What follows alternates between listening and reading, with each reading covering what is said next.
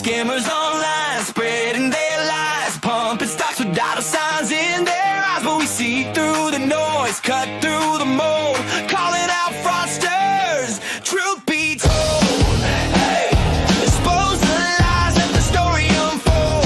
Truth be told, yeah, shining the light on the tricks they sold. No hype, no spin, we bring the facts, let the truth roll in. Fraudsters beware, your game's getting old. We're taking it back when truth be told. Truth be told. Truth be told. And the truth shall set you.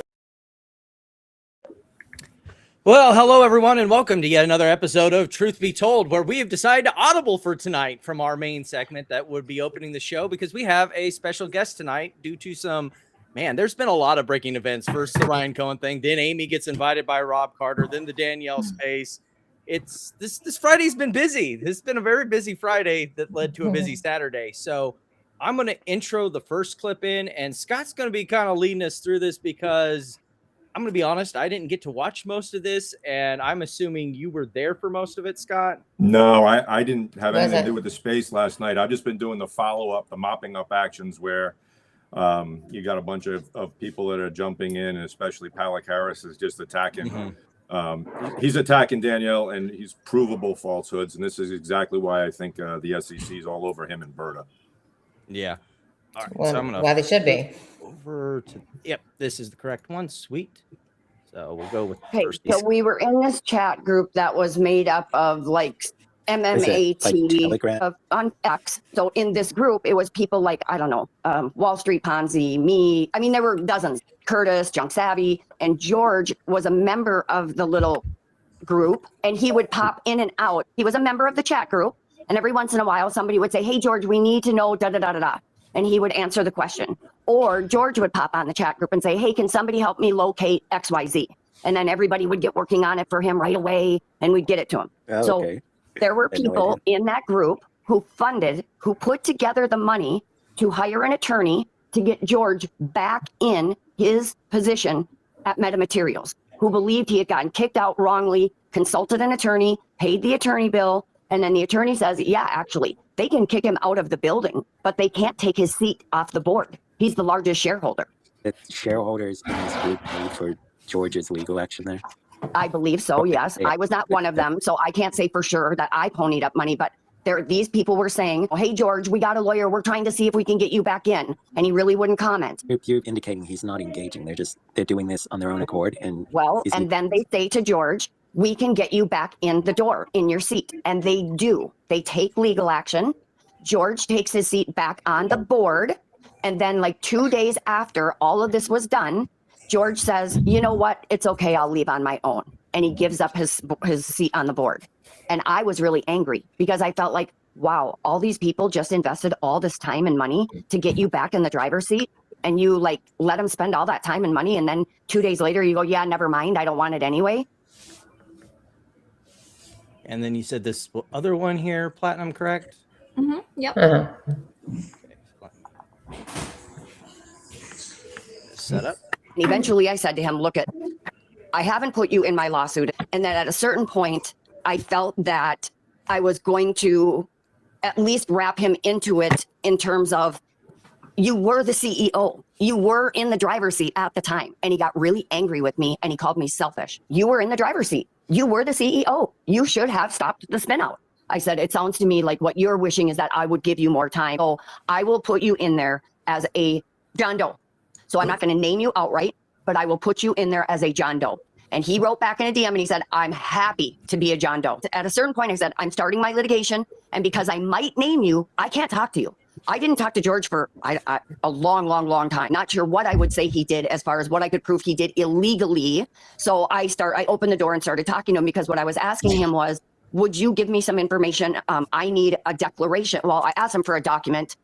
He didn't want to come forth with the document. So then I said, how about if you just write a declaration saying, I wrote this post on X. This is my post. Just write down, I did. That's my post. I posted it. that is true to the best of my knowledge, and just sign it. That's all I need. And he got mad at me again and said, don't raise your voice to me, Missy, like, not that we were talking, it was in DMs, but watch your tone with me or something. He said, well, I need my attorneys to sign off. I'm being sued by the SEC. Everything I do is looked at through a fine tooth comb. And then eventually he said, is this going to affect Greg McCabe, John Berta, or NextBridge? I thought that was a weird question, but I said, no, it has nothing to do with them. This is you saying I wrote that post. Why would that matter? And he says, well, they kept my name out of things, and so I try and do the same. I went, are you shitting me? You're on the litigation team, directing litigation, working for the trustee. I live in Arizona. I'm in a one-party state. I can record any conversation I want. Oh, well, that definitely unpacks a lot when it comes. I don't know about you, Scott, but I know we don't necessarily agree on a lot of things, but I think we agreed that your audio is not great, noisy. Oh, is it good now? That's better. Yeah, back up 10 Okay. seconds.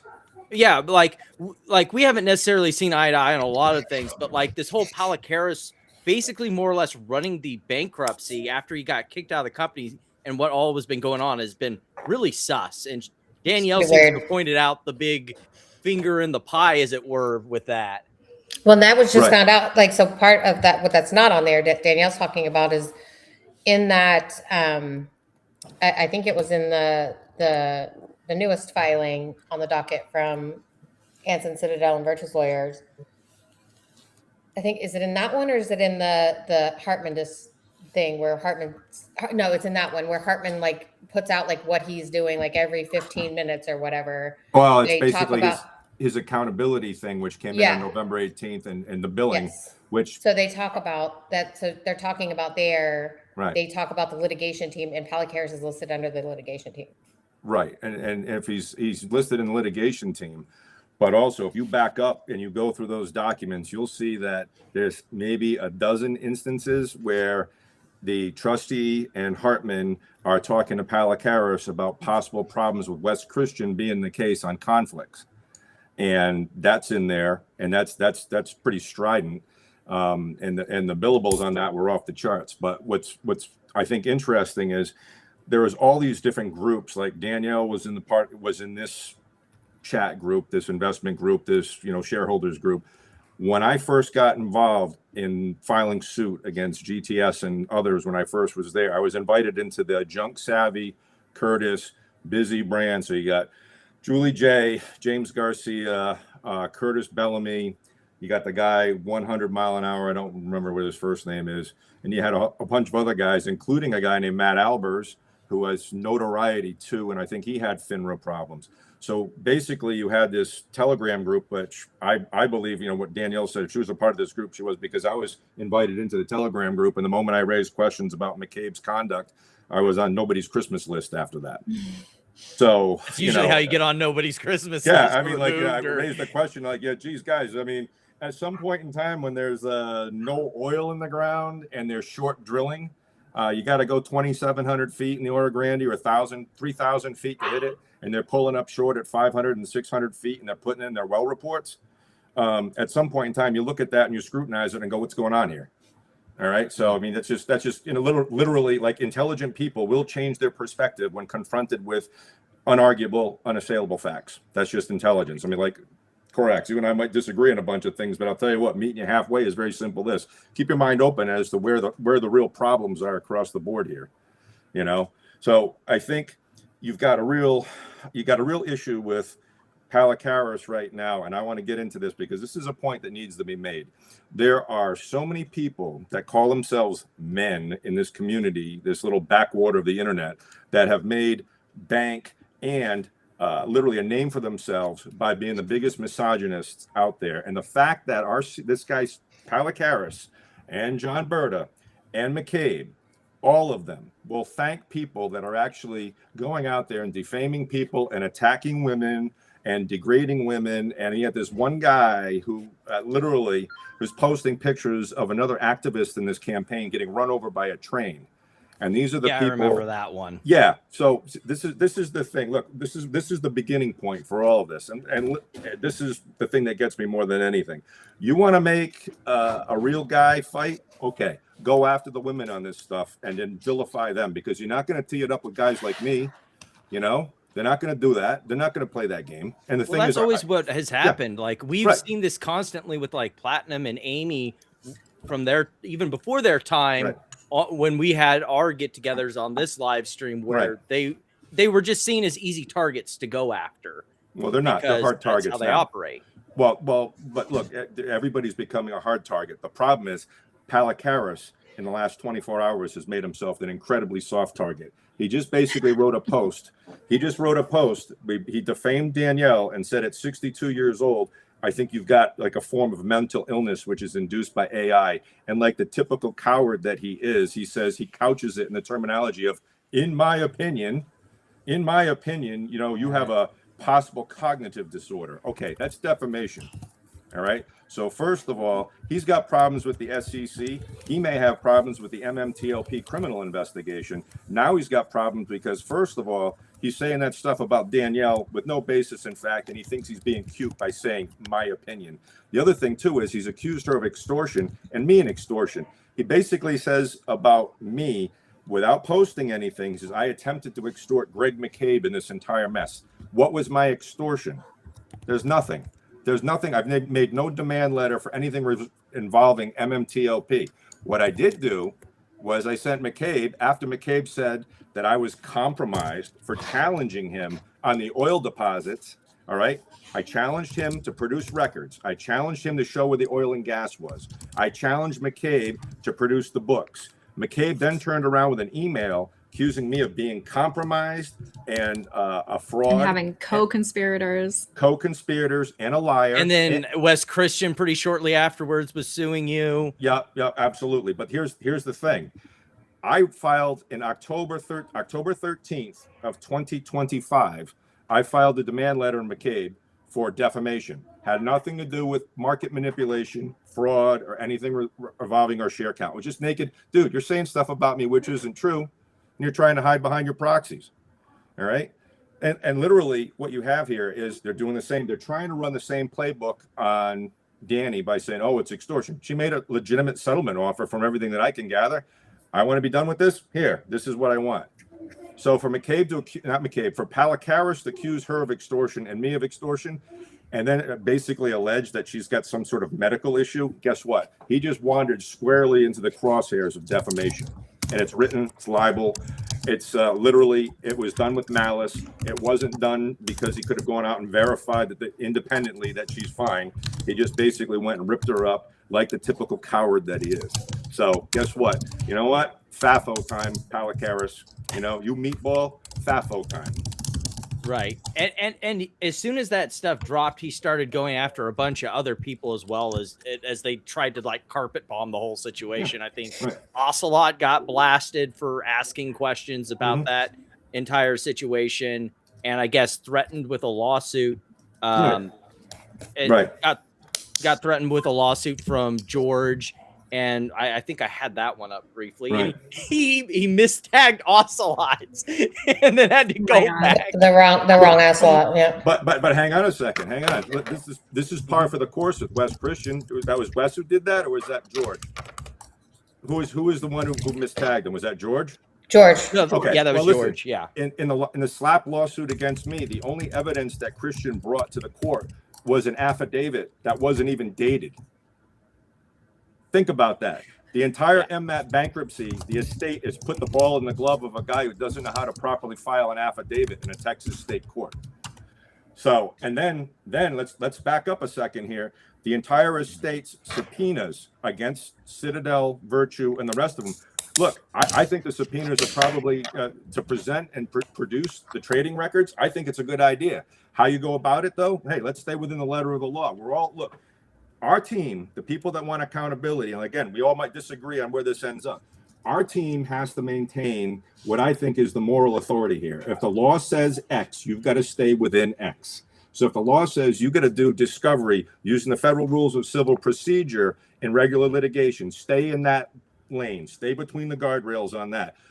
what the judge is going to have to look at now is if Christian, because he was involved with Warshaw Bernstein and did this, the litigation hold letter that went out to all these outfits back in January 23, Christian could be in trouble for two different reasons. First of all, if he didn't disclose that to Lovato or Hartman that he had the litigation hold letter, then he basically compromised every subpoena, because the judge is going to look at it with the same eye that he's looking at me on my 2004 subpoenas and saying, hey, Traudt, are you trying to use this in other cases? And I said, Your Honor, I put in there, I won't use it, and you can keep it all under seal if you want. All right. But with Christian, the problem he runs into is if Christian's using Rule 2004 to get discovery because he's already threatened litigation, the whole case could get thrown out. This bankruptcy could end up a crater. I mean, this case could be cratering right now because he never disclosed that. And what was Spears and mine and Jason Rollo and Vetrano and Tiki did the same thing, which was we're calling out the conflicts here because the conflicts that Christian had in all of this might compromise the case down the line. Where are we right now? His conflicts may compromise the entire bankruptcy. Mm-hmm. And I think Amy's been really on top of that one where there's been that's the thing she's been really waiting for on the bankruptcy, where there's been the litigation funding. Like said, the litigation funding has been really wonky. Now they tried to get the whole thing sealed, and now Right. You've got Virtu and Citadel and Anson being like, wait, I thought this was supposed to be open court. Why are you trying to hide the litigation funding? Well, that and then the newest one where they sent them an ESI preservation letter. So, I mean, those are sent to Find that. litigation, like defendants, right? Like, so Right. they've spent all of this time telling Spraker and everybody else that they want 2004 subpoenas for their fishing expedition, right? That there's no intended targets here, and that these they're not our targets. We just want to see some stuff.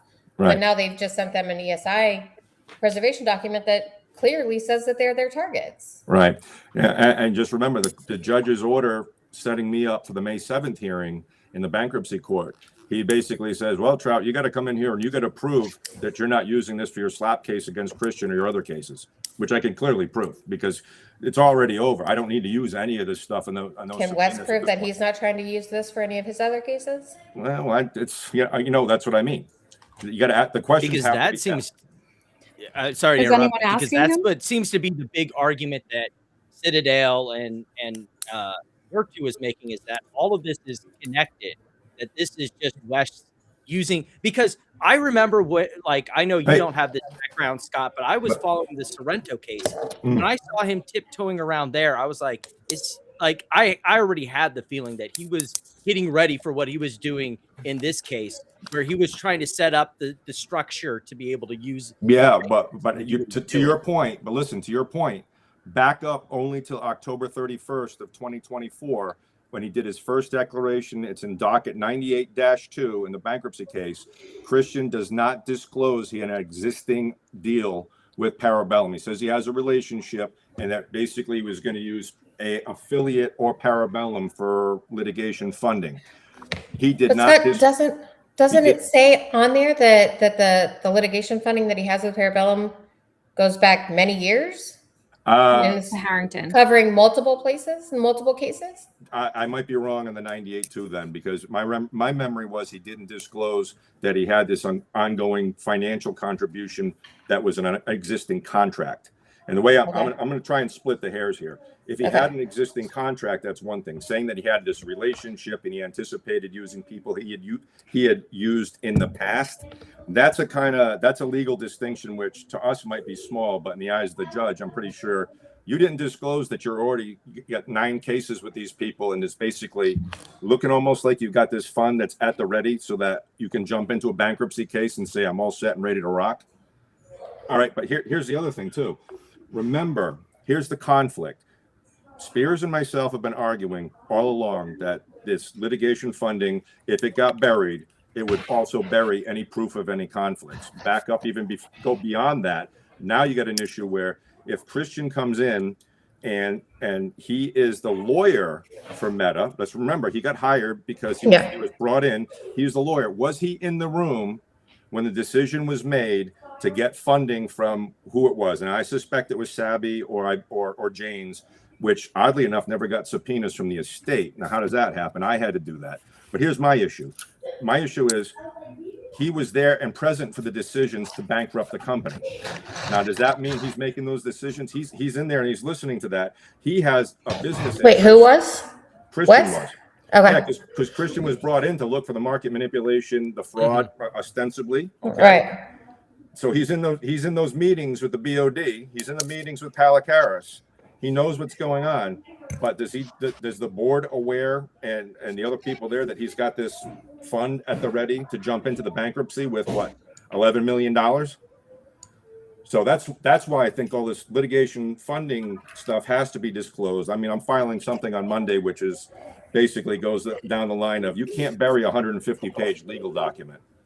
I mean, that's just, I mean, if that contract is 150 pages, that's a tractor trailer truck full of clauses and cutouts and footnotes. Well, and stuff. George did say today, I don't know, you might want to screenshot his post from Twitter about how he is being transparent and not trying to hide anything. So I think he would be all for releasing that litigation funding agreement. Well, I would agree with you too, but he just made a big song and dance about how transparent he was with the list of the oil companies that are in the Oro Grande. I asked him, if I had a way to post it, I could show you the emails I sent the trustee where I'm asking for it, and the trustee says we're not going to release it. It doesn't exist. Well, that's the point. Is that's my opinion.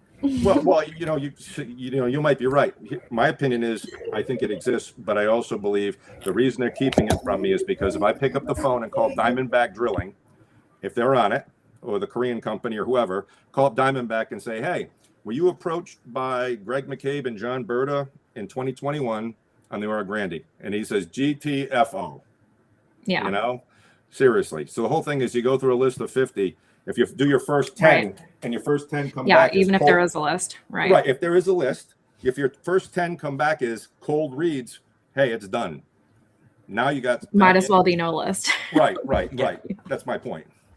So anyway, let me see. Well, according to the SEC, there was no list. That's their whole point, right? They're right. Saying that you guys said. I mean, they asked them for it, right? The SEC asked them for it. That's their whole point. And then they're saying, George said in a deposition that they actually didn't have anybody willing to purchase. Which is just as bad either way. Whether you had a list of people that you cold a fake called list and they or said no list. no, or there was no list, same result.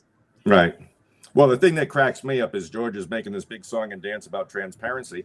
I asked him directly for the list on February 14th. We were talking about it on a video chat when a constable showed up to serve me with a lawsuit against me. I'm on a video chat with Palacaris going, give me the list. He actually saw the constable walk in. It was a video chat. I'm saying, I want the list.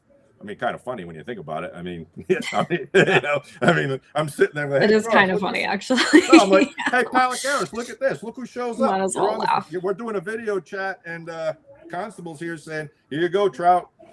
You got a buddy. And that's exactly what you said to us last time, is that you were on a video call with him and asking him for the list and got served literally. Right. So here, but these guys are making a career out of losing. So that's really a hard way to make a living. So, well, I don't know about that because I mean, they made some money, right? Palacaris made money. Like he got his bonus for the merger. He got his base pay. He got shares. Right. Berta got a $1.5 million bonus for the. He got his bonus. He then sold shares. And McCabe got plenty of money. 50 million.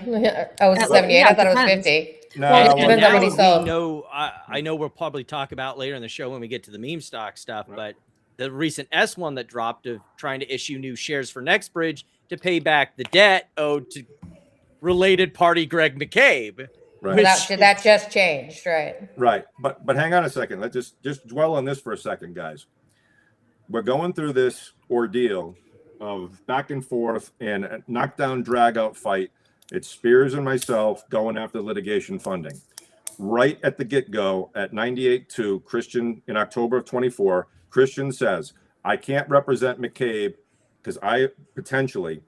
because there's an avoidance action probably coming down against McCabe because of metamaterials. The avoidance action, if the trustee had done potentially with Hartman, they would have only needed done 3 days worth of work to say, that loan from Meta to McCabe for $20 million, which he paid back $6 million, and they wrote off the rest. That should have been a phone call to McCabe. And But said, then he got hey, into some share thing too, right? yeah, but they knocked that down too.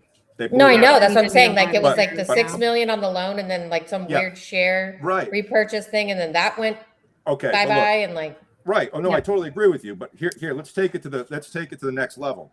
I'm the trustee, and supposedly I want to get money back to the estate. I pick up the phone and I go, "Hey, McCabe, you're beat. We want the 14 million in the account. All right. We want the 14 million back, or 15, or whatever it was. We want that back. And the reason we want it back is because in the Arabella bankruptcy, Judge Kuntz, the federal judge, said you weren't credible there. You're not going to be credible here. Okay, give the money back." So guess what happens? The money comes back quickly, just like Eastman just put 1.5 million back. That money comes back, and then what happens? You don't need litigation funding. You've got the pile of money right there. You can keep these guys at arm's length, and you can get right to the bottom of things. So by not doing that, they basically voided what, in my estimation, they voided their credibility right from the jump, because they could have made that call and made that happen. Or I mean, in my layman's opinion, that would have been an easy fix right there. But Yeah, well, they have 0 adversary cases going right now in this bankruptcy, which I feel like is very unusual. Like their statute of limitations is up in August, in August. right, well, and they have nothing outstanding to try to get money back right now. they have nothing going Nothing. after Carlisle for authentics. Okay, nothing to go after Carlisle, and they haven't gone after McCabe. The statute of limitations. So I cornered Hartman. I sent him an email and I said, look, are you going after McCabe on avoidance? And he says, well, that's proprietary to us, and I don't have to tell you that. We're going to do what we want. Okay. I also asked him about the list, and he says, no, you can litigate against this. We'll fight you in court. So everything on these guys about being transparent has been anything but. So, and it's just, this has just been pretty gruesome to watch, the way I look at it from a legal standpoint. Yeah. Anyway. I mean, you have to wonder, based on what Danielle said, right? Like, is George making sure that McCabe is not involved, right? Like, it's hard to even know what's happening here. Well, look, myself and Spears and others have asked Palikaris for the last year or 2 years for assistance. And I asked him back, I want to go back about 6-7 months. I asked him for his attorney to give me an affidavit concerning the presence of him and George at that point where they're making the litigation funding. I guess George's attorney was in there with Christian and the rest of them too. I think George's attorney was involved simply because George had already walked out the door, then walked in, and then there was a 2-week period where Fusaro was the CEO, and I don't know what happened to him, but he only lasted 2 weeks. He left for health reasons. Okay. But anyways, the point being, every time we all started to get suspicious, and again, look, mea culpa time. I was the one who kept most of the people in 1209 in line. I said, look, George, to me, doesn't look like he's especially dirty in this thing. And given what the SEC, what I've seen the SEC do in the past, am I utterly confident in their investigative stuff? Because there's been people I know have done whistleblowers that have filed stuff and never even got a response. All right. And even my thing is, felt that on some of the other people that we've laughed at too. Hey, look, I got a whistleblower with the SEC right now concerning metamaterials. It was filed in June of 2024. All right, actually June of 25. It's a whistleblower, and all I basically said was I outlined a fact pattern and said you need to look at this, and this, and follow the money on these iterations. All right. So when you do this, this is what I'm doing for you guys. I'm out of it at this point because I'm too busy in the bankruptcy stuff, and I'm doing other things, in the Second Circuit, and of course I got Wes suing me in Texas, Yahoo, So anyway, I guess what I'm trying to get at is every time we asked him for help, it was lip service, and the final straw of me defending him was he strung Danielle almost past a filing deadline a couple weeks ago. So Danny was under a short leash, a short hook on a 21-day filing in the bankruptcy court, or a 14. I don't remember. It might have been a 21, 30. I can't remember. But anyway, she's approaching a deadline. And I said, did you get him on the record to give you the declaration that you want? And I said, I'm hoping he will give it to you. And he let her spin and twist in the breeze for 4 or 5 days. And at the end of that, I went, okay, the jury is in, and you are protecting the bad guys. And in fact, you are one of the bad guys. You and Berta and McCabe. You know, and literally, here's one of the things that bothered me. Well, look what he did today. Like he's really put that extortion thing out. Like I don't think he actually thinks that. Like I don't think he's a stupid person. I think like this, anyone can see this is normal settlement talks, right? So he puts that out so that their little group of rabid yappers, like, and he's gotten if you listen to them this like morning, all they talked about for hours was how Danielle was trying to extort them. Problem for George is he's got created 2 causes of action for Danielle and 1 for me. I haven't extorted anybody. And that's been kind of his thing here is like, it used to be that, like, I kind of agreed with you, Scott, that a lot of us also thought that he was going to turn in the other members of this because he looked like the one that had the least dirty hands. And then as it's gone over this past, I would say, year and a half, he's gotten more and more cocky, more and more aggressive, because I think he thinks he's going to walk away with this and not have anything happen to him. Well, they think because there's been no movement on the motion to dismiss, that's a good thing, and that they're going to. I wouldn't take that. They're going to. I wouldn't take it like that. I wouldn't either. That's really ballsy. I wouldn't. No, I don't know why they think they're the only ones on that docket, but I mean, sometimes it takes that long. Right. Well, I look. In federal proceedings. I wish he'd hurry the fuck up and make his decision, because like it's been a year or so, right? Since. But then everything got screwed up when the government shut down and stuff like that. So I get that it's some different circumstances, but I mean, like, No, I think you guys look. Noisy, I got to tell you, if that dismissal fails, if Berta and Palikaris go down and they got to litigate that, I think that's going to be basically cut a deal time. And I gotta let's. I agree. Because it gets worse. But because cut a deal, all the stuff so they're going to try to extort the court. Is that what you're saying? No, no. What I think is going to happen is they're going to try and have a Monty Hall day with the SEC and DOJ, and that Monty Hall day is they're going to do what the big Spock cones do in the old days. They're going to say, you know, what Trafficante would do. I'm going to give you 3 or 4 of my minions. All right, this guy has been a blowhard for me, pump and dump. I'm on top. Here's all the guys down low. I thought you were talking about bring out your dead. What I'm talking about is when they lose their dismissal motion, they know that this is going to go to trial. I'm going to rat on everyone below me. Burn. Who do I burn? Now remember, this doesn't happen in a vacuum. The MMTLP subpoenas that the SEC put out, separate from the MMAT subpoenas. The MMTLP. Yeah, those are the. Do you think that the SEC is waiting on this decision to make moves on that case? Because like Bert already filed the motion to exclude evidence from that investigation, which I think is really telling about what's in that evidence. Well, yeah, for sure. And so, do you think that they're like, okay, let's see what happens with this motion to dismiss before we move on the second investigation or charges? No. My default is the SEC is understaffed. Oh, for sure. That is 100%. I would. They already were before, and even more so now, for sure. Yeah. My default is if they wanted to do the right thing, it's going to be at a glacial pace because they don't have anywhere near the personnel they had even. And ever since Trump came in, the SEC's got gutted as it is. Yeah, well, they have the new enforcement guy coming in on May 4th. Yeah, Woodcock. Yeah, but he's got oil and gas background. He oversaw the Fort Worth office for a couple of years. He's like, this is like his lane. Well, I hope it's his lane. He makes it wider, but he was a corporate attorney for ExxonMobil. Oh well, so that means he's got some gravitas in the posterior then, so he can sit something, you know. Yeah. So like if he was to look at this and look at the drill reports and all the financials and stuff that they have turned in, like you're not going to get anything over on this guy. No, I don't think so. And I also think the fact is, let's just change direction here for a second.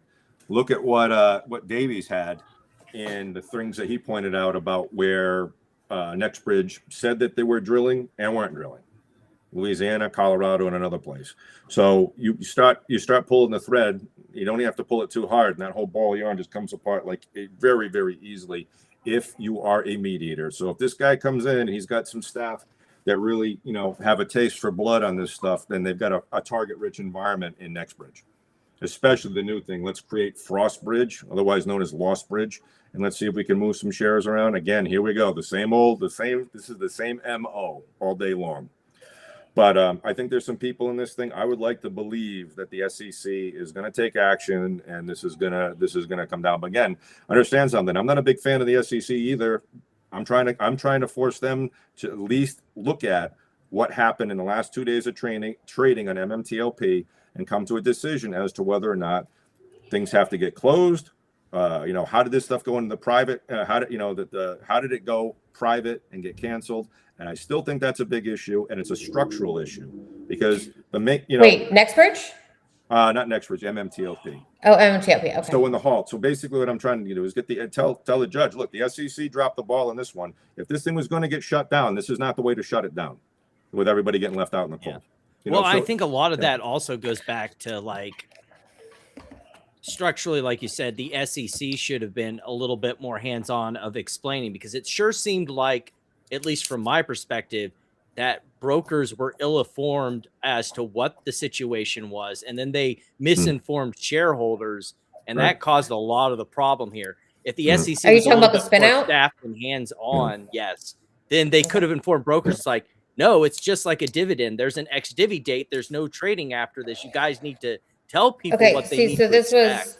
I was actually talking about this earlier in the space with Brian, and he didn't really understand it like this, but when they said, and they made a big deal about no ex-dividend date, right? It was in both of the Meta releases. George tweeted it out in big bold letters, right? But I don't know that anyone really understands what the ex-div date is, right? So the ex-div date is the first day that the stock trades less the dividend, right? That's because you're going to see the stock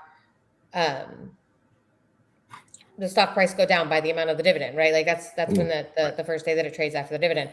So being that the 8th was the day, everybody had to, anyone who bought after the 8th wasn't going to get the dividend or the distribution, which you can, whatever you want to call it, which technically makes the 9th the ex-dividend date. And this is just conjecture on my part, but the only thing I can think of is that they slid that in there as a way to circumvent the ex-dividend date. They slid that no ex-div date, and then that's what I didn't even know about that. That's what confused everyone, because it said that it would not. Well, first of all, the first thing said would not be quoted X, which means, and then the daily list notifications, and George posted that there's no ex-dividend date. But on the 8th, it doesn't change the fact that on the 8th, that dividend was extracted. That dividend or that distribution is the MMTLP shares. It was those were switched over to NextBridge Hydrocarbon common shares. So the economic value of it was extracted on the 8th, which means there was nothing left on the 9th to trade.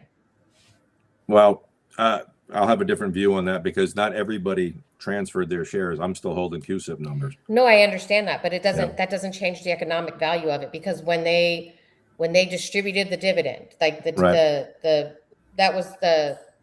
did they call it, a dividend or a distribution? It doesn't matter. We're just going to call it a dividend. They still extracted the value of your MMTLP preferred shares out and changed them into NextBridge Hydrocarbon common shares. So on the 9th was the ex-dividend date. That is the first day that the stock would trade less the dividend. But the dividend was the entire share, right? This is the economic value is extracted. Well, then the case you're making then is that the trading was halted improperly, because first of all, the notice was confusing, and then you had a whole bunch of problems with FINRA and the way they assessed this and then enforced it, and there was no communication with the SEC. So this is where I think that FINRA messed up. I don't even know if they understood it, right? They didn't. I don't know that they even because that's. I don't think it was communicated to the brokers correctly, because the halt notification went in at midnight on the 9th. It was there, but the brokers were still quoting it on the morning of the 9th. So right before the market opened is when they pulled that U3, because brokers were still quoting it, and they were like, "You can't quote this. Right. It's not supposed to be quoted at, no." quote after Look, X. I see your point. I see the confusion, but my position still is, and this is an instinctual I'm not saying thing. FINRA didn't mess up. I'll give No. But They did. But look, this is why I think it's important at the Second Circuit that at least I get in front of the 3-judge panel and I go, the following things, the chain of events happened here, just like the Sloan case. All right. And in the Sloan case, the Supreme said you can't halt more than 10 days. You have to have They didn't, though. It was only halted for 3. What was? The stop. MMTLP. And then it was canceled. Right. That's my point. My point is they have had a complete halt and a cancellation that's gone on forever without court involvement and without judgment and not anything sanctioned by the SEC. It was completely a FINRA operation. That is not what the Sloan's case says you can do. You got 12K at the SEC. That is my argument that, look, 2 things can be true. I'm not a fan of McCabe, Bird, or Palikaris. I also am not a fan of the way the thing got halted because I really, truly believe I'm a pretty educated guy. I didn't think that was going to happen. And I also, after reading the Sloan case and seeing how this thing has gone downstream from there, that thing was halted to protect somebody. And now I'll take that to my shareholders. It Yeah, protected anyone from buying it because it was going to be canceled and they would have nothing Right. in their accounts right now. Well, there was nothing. imagine There was like- nothing. But this There is- was nothing people- left after the 8th. There was Right, nothing. but It was this is- the but value this was is- restricted. But this is the argument of, this is not chicken and the egg. This is basically if something can be knocked down without any kind of review by a higher authority or judicial authority with 65,000 people. But look, Amy, you're saying that it was confusing. If 65,000 shareholders are confused, then they got a problem. So Yeah, what's But- confusing? I think for a reason though. Yeah, I think it was Okay. confusing, but here's the thing, Scott, is that regulators they're not babysitters. They can't hold your hand through this. They have to assume that you are an educated and informed investor. Like, I get To be that. fair, But hang on. You just said that brokers were confused and still quoting it the next day. So if the They brokers were. in a superior position to the average invader, Freudian slip, sorry. But if they're in a, I mean, it was let's- confusing for sure. It Right. was confusing, but Right. it was. I think that was by design, which is what I'm saying. Like, I think Right. that they getting back to what you said, Amy, that Right. it was by design, which gets us back to like that second lawsuit. What is it going to bring out? Because if, like what Amy said, something I didn't even know till now, that it was marketed and sold as if there was no ex-dividend date, and that Well, confused actually, the I'm brokers looking at and- the daily list. They both say will not be quoted X. Right. Both They of do. them said that. Yes, they did. They said it does say it will not be quoted X, but I think what the problem is that I don't know what people know. So I don't know if they know Right. what an ex-dividend date is, and that it means that it's the first day that the stock's going to trade less the dividend. Right. And I don't know if they were banking on people not knowing it. And like what I wouldn't I- doubt that there is a it's- level of playing on people's ignorance, because that's what a lot of these scam companies do is like you get this shisty CEO who comes in and tries to play on people who are new to the markets or don't understand its intricacies. Because let's be honest here, I think Scott would agree that like we know a lot, all 4 of us here, but there's certain nuances that even we probably don't understand. Oh, absolutely. Yeah, And that This is people what will Brian said today. absolutely He try was and like- play on. Brian Yeah. was like, I saw would not be quoted X, and I saw no ex-dividend date. He was like, but no one had ever explained it the way like that you just did, right? And that's, that's sad, and I'm that sucks that people didn't know that, but Well, I'm a like, level and below here's you. where I think it got the regulators thrown off, right? So. Right. They're presenting this S1 and they're like, this is the record date, this is the pay date, this is the this, and this is the that. Will not be quoted X, right? They were throwing all kinds of stuff, like, and this thing slipped through this no ex-div date. But But when you look at it and go, so the value, so it's not supposed to trade ex-dividend date, right? Like in the dividend date, that was that on the 8th you wouldn't get the dividend, right? So that becomes the last day, and then the next day would be technically the ex-dividend date. yeah, but Amy, just with all due respect, you're missing the forest for the trees. Everything that you just said, assuming I agreed with 90% of it, which I'm close with, was overwhelmed by The shorts have to cope. They have to Right. close. Yes, By absolutely. the executives at the company, though, By the not even executives. just randos on Twitter, Right. like people that you Right. would think that you could Right. believe. So it is. Right. It was But Scott, I'm going to tell you that the only scenario, the only case where shorts would be forced to close, and even then it's not even like forced, it's just like, of course, is if there's a total buyout of the shareholder. yeah, like a real buyout, and they really go private. Well, Yeah. now that brings up another question, another 'Cause they're not topic for you guys to private. consider. The Bartok case just got transferred to a U.S. District Court in Texas. Yeah. The Bartok is the derivatives case that I Yeah. was talking about doing, and instead they did it, which Yeah. I'm happy. I don't, all right. So anyways, One less thing. Yeah.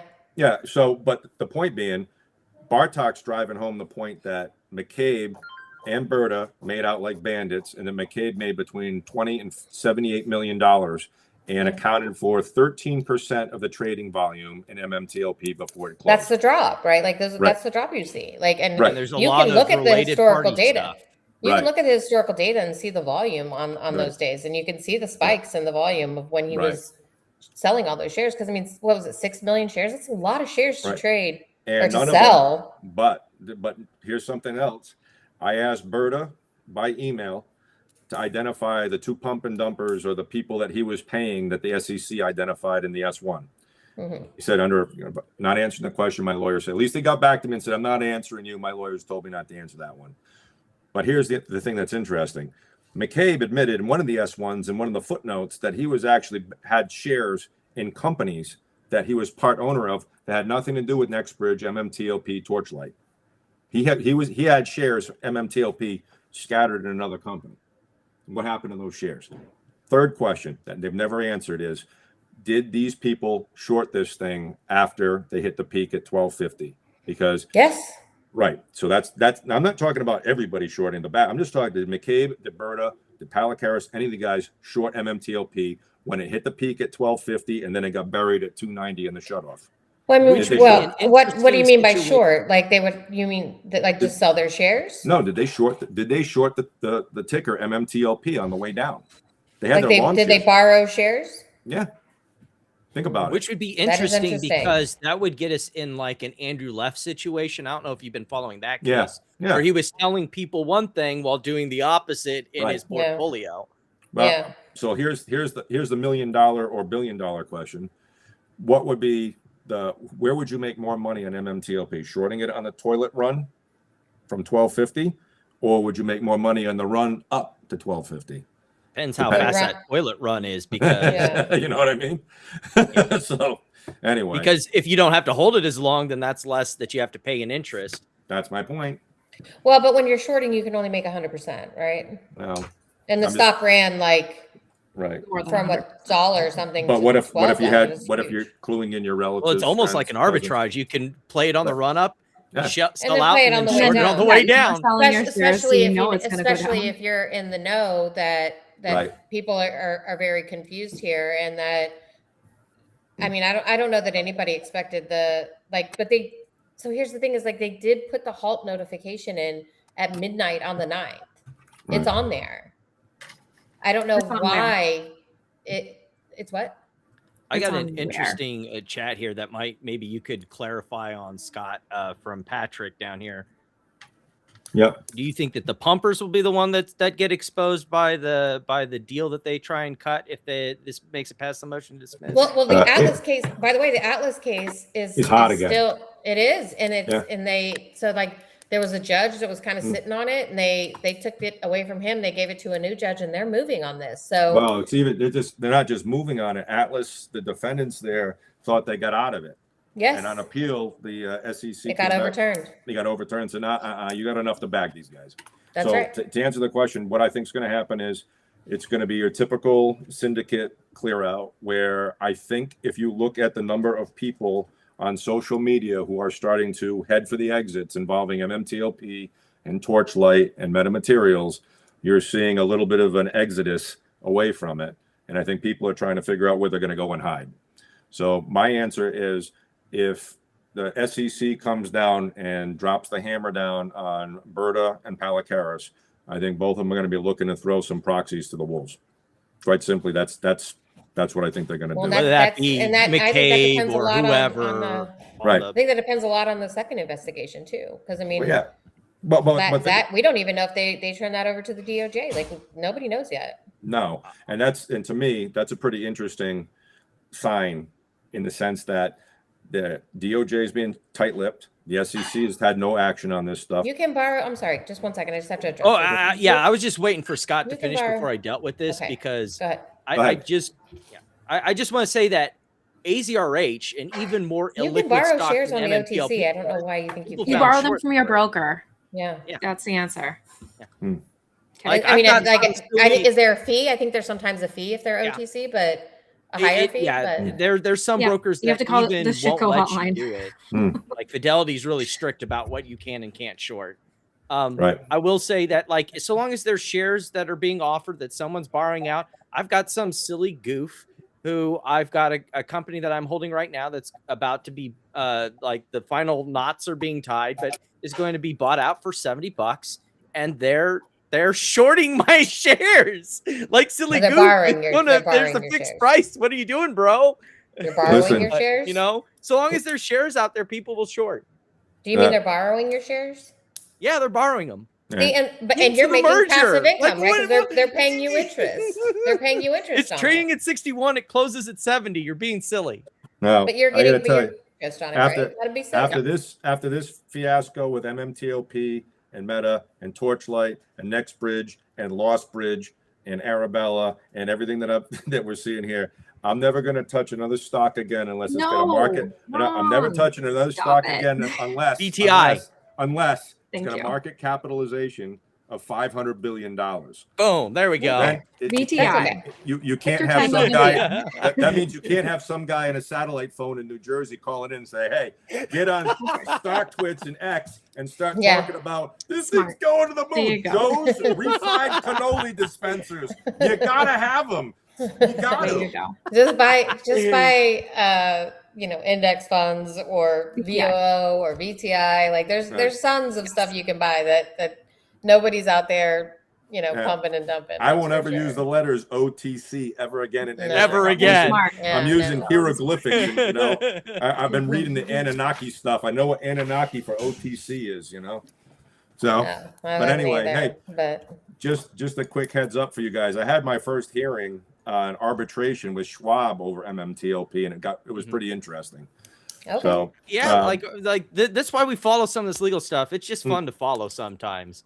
well, it's been And very educational for me. Right. I know. Yeah, you I know- learned no more OTC stocks. No, no. You picked Look, the best No. education you can. I've said this 100 times. I'll say it again. The best education you can get in the market is from Is your making mistakes mistakes. and from your Right. losses. Right. 100%. Right. Yep. Well, anyways, guys. Well, I think we've But, talked yeah, this issue. it's gonna be interesting to see. Like, I mean, Palicare's meltdown today was wild, Epic. and like, just stay tuned because I'm sure Noisy's probably about to play the spaces of them and what they have to say about me. Right. I'm sure it's gonna come for Danielle too. So just tell her to keep a thick skin and Well, look, hey, the way I'm looking at it right now, you don't win by playing defense. So my issue is Danielle's a friend of mine, and she's been out fighting her ass off in this. And if you're going to go after, like I said, you're going after a woman who's been fighting. You haven't helped her. the only one that does anything. You right, guys are the and- only ones that have done anything. Right. And the point is, look, I'm a guy. I can take it. My skin's an inch thick. I don't care. But you know something? Somebody like her who's putting a lot of effort into this thing and has done her homework and she's prepared. She's fighting.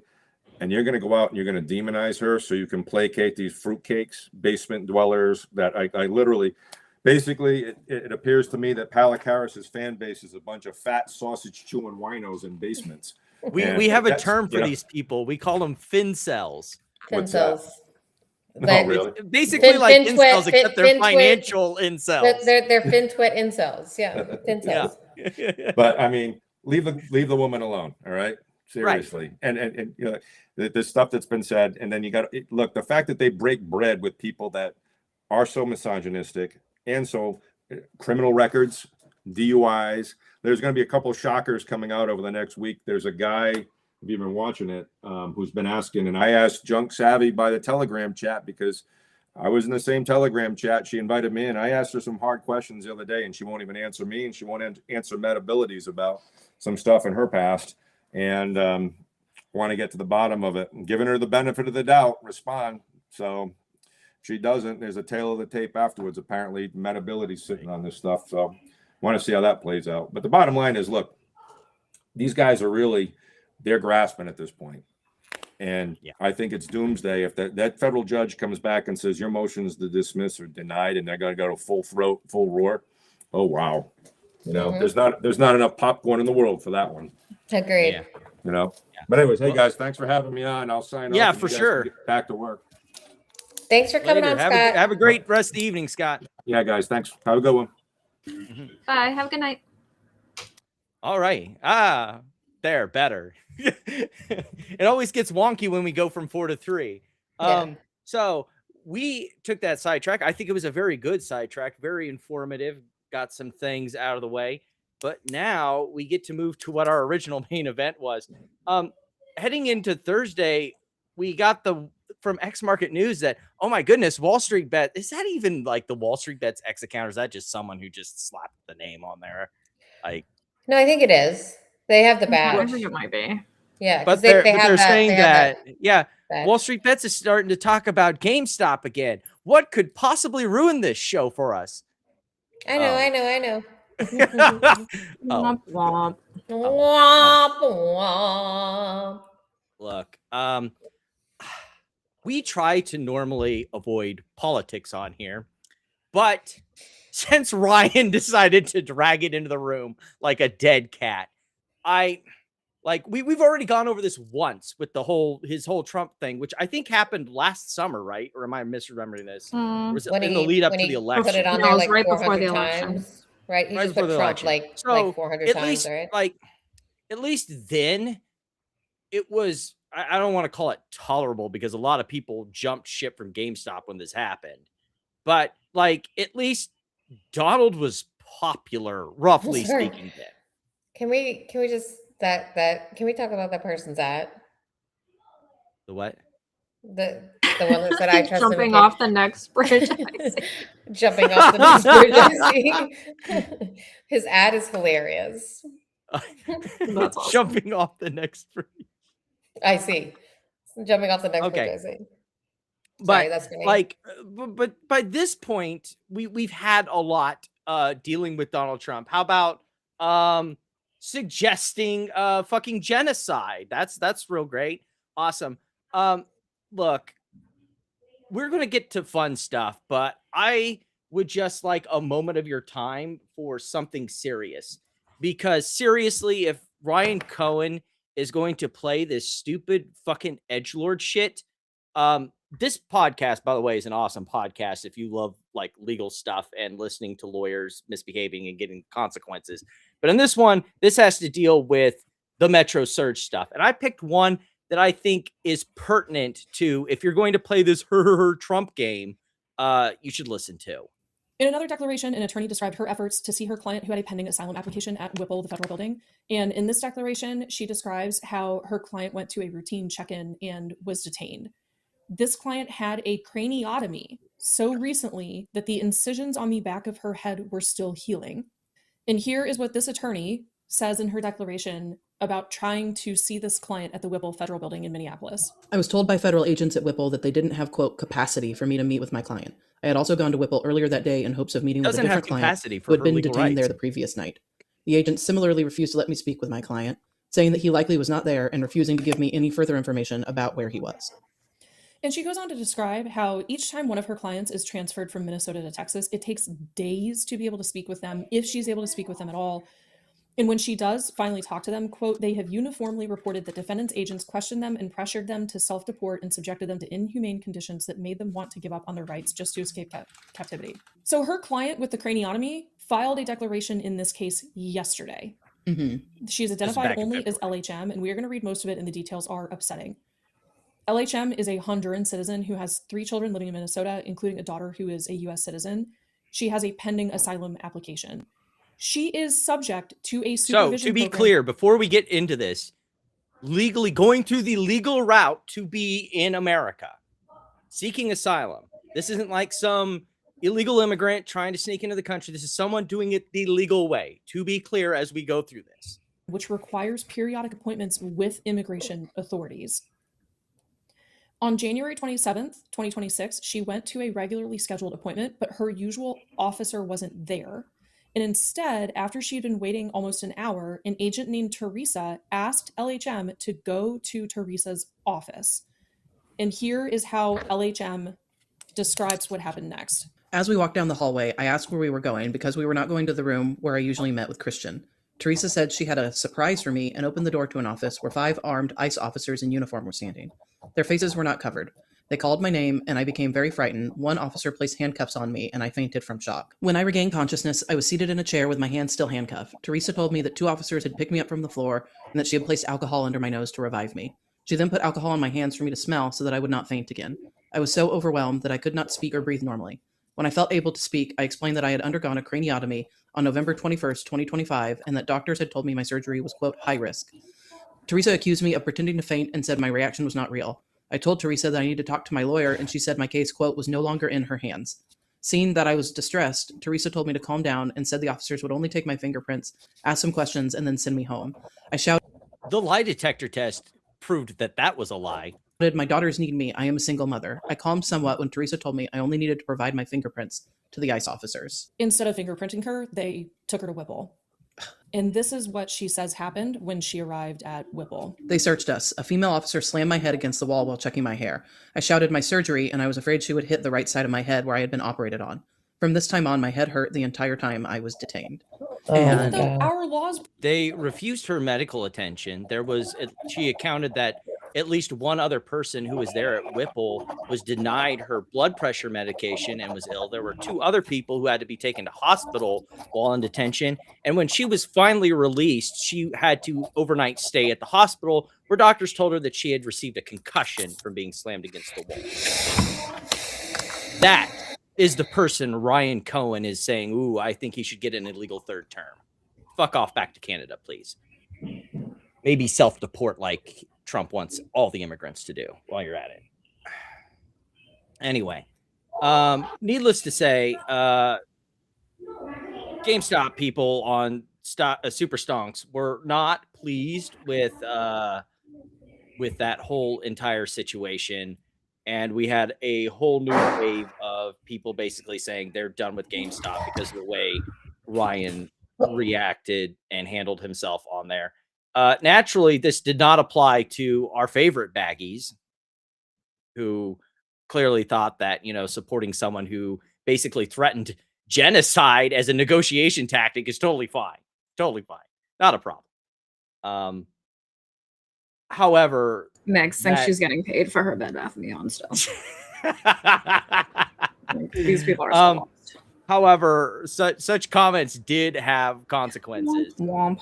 While the rest of the market rallied on the news that the Strait of Hormuz was open on Friday, we'll get to that later. GameStop was down 2.5. Into after hours even, it stayed down that far. While the general market rallied 1.33%. The general market, VTI. Hey, look, we can be VTI chills up 1.33% while I was up 1 2/10. That's your stock on Donald Trump. Congratulations.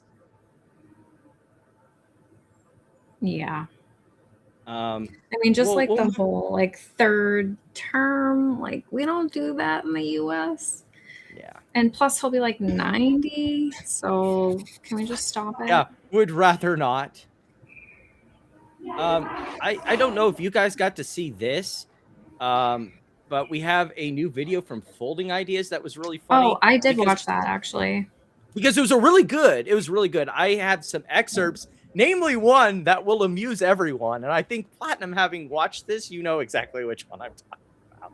I'm not sure. But I did watch the whole thing. That's a good question. Daenerys. Oh wait, I think I know. Is it begin with a P? Which one? Does it begin with a P? Which one in the comments did you see? Tony De Niro. Oh, what did he say? Is Cohen tweeting to stop? He meant stop the price from mooning. That's it. Warrants convert at what, 32? 32. Well, technically, you could convert them now if you're dumb enough, but I mean, people have. We saw that in their 10K filing. 6,717. Right. Maybe. I thought we were talking about Josh Cohen for a second there. We got too many Cohens in the room right now. Which Cohen are we talking about? You're gonna have to put a J or a R next time. And they're both tweeting to keep the stock price from mooning. I think. True. One, yeah, I know. One not on purpose, for sure. Oh my goodness. So here, I'm gonna put the speed up a little bit so we don't spend forever. But here we go. Be tacky and quote myself, they will always be able to use the whole bird. And you'd think that a team working in reality TV would be awake to this aspect of the genre, aware that it is literally impossible for them to not present a constructed story without posting the raw 24/7 footage. It's also just a bizarre thing to say to a room full of media critics and fans of reality TV who don't engage with the genre as if it's genuine. We know it's a show. We know what the sausage is made of. It is rude to talk to us like we're their audience and don't know where mommy goes when she holds up the dish towel. This is part of a pattern of behavior with Beast Industries, where the system as it is set up is constitutionally incapable of processing the optics of its own behavior. It's honestly not even malicious so much as it is supremely credulous. It's the kind of thoughtlessness that leads to leaving a Twitter philanthropy award on display from con man and Bed Bath & Beyond stock grifter Bill Pulte, seen here on stage with meme stock fail son PP Seeds. Has anybody here heard of Twitter philanthropy? It's the absent-mindedness that leads to continually releasing behind-the-scenes clips that make you look bad at your job. I'm going to keep this going a little bit because we have covered MrBeast in the past and sort of like cringed at even that though the company has done some really shady and shitty stuff, that it seems like he's invincible. But I've got news for you, and it's going to be continuing down this road. Amy and Platt, feel free to interrupt at any time you want to during this that you feel necessary. Oh, I was like boys falling being asleep boys attitude running, and then all of a sudden I'm like, is that Pulte? Pulte, what? But like, I got it down to the essence of it because he makes some really good points about this sort of MrBeast dude bro culture of, you know, it's just a prank, bro. And it's all a bunch of dudes in their garage who still think they're in their garage when people's, you know, livelihoods and lives and personal health and safety are at stake. And they just kind of treat it like a funny fucking joke. And it's not necessarily malicious. They're just kind of doofy jock bros. And it's kind of sad. A $5 billion company like you're still metrics that don't really matter, like all these, you know, world records for, you know, we have this many cameras and blah blah blah blah. It's like, you know, with this many likes on our space call, but like that doesn't bring you money, so who cares? Or dudes dicking around with leaf blowers in your backyard that fosters an environment of passive callousness that leads to the kind of heinous stuff that happened on Beast Games Season 1 that we just don't have time to go into. Hoots Hootman has a whole chapter dedicated to this in her video about Beast Burger. I don't need to retread her work. Because within this 54-page class action lawsuit, by far the most heavily redacted pages released to the public are those that have to do with the sexual harassment of 5 women working on the set of a television show produced by the biggest company in the world and a YouTuber that statistically your middle school age son is watching. I think this excerpt is particularly damning. It's the lack of critical thought that leads to gormlessly flying the entire remaining cast of Beast Games off to Saudi Arabia to drive Lamborghinis around Riyadh, witlessly participating in the Saudi government's public image reformation campaign, along with star-studded comedy festivals and a chintzy MrBeast theme park. Like, this is just wholly sincere advertisement. This is product placement. Oh, this city's incredible. Better than Beast City for sure. This city looks like it's from the future. This is crazy.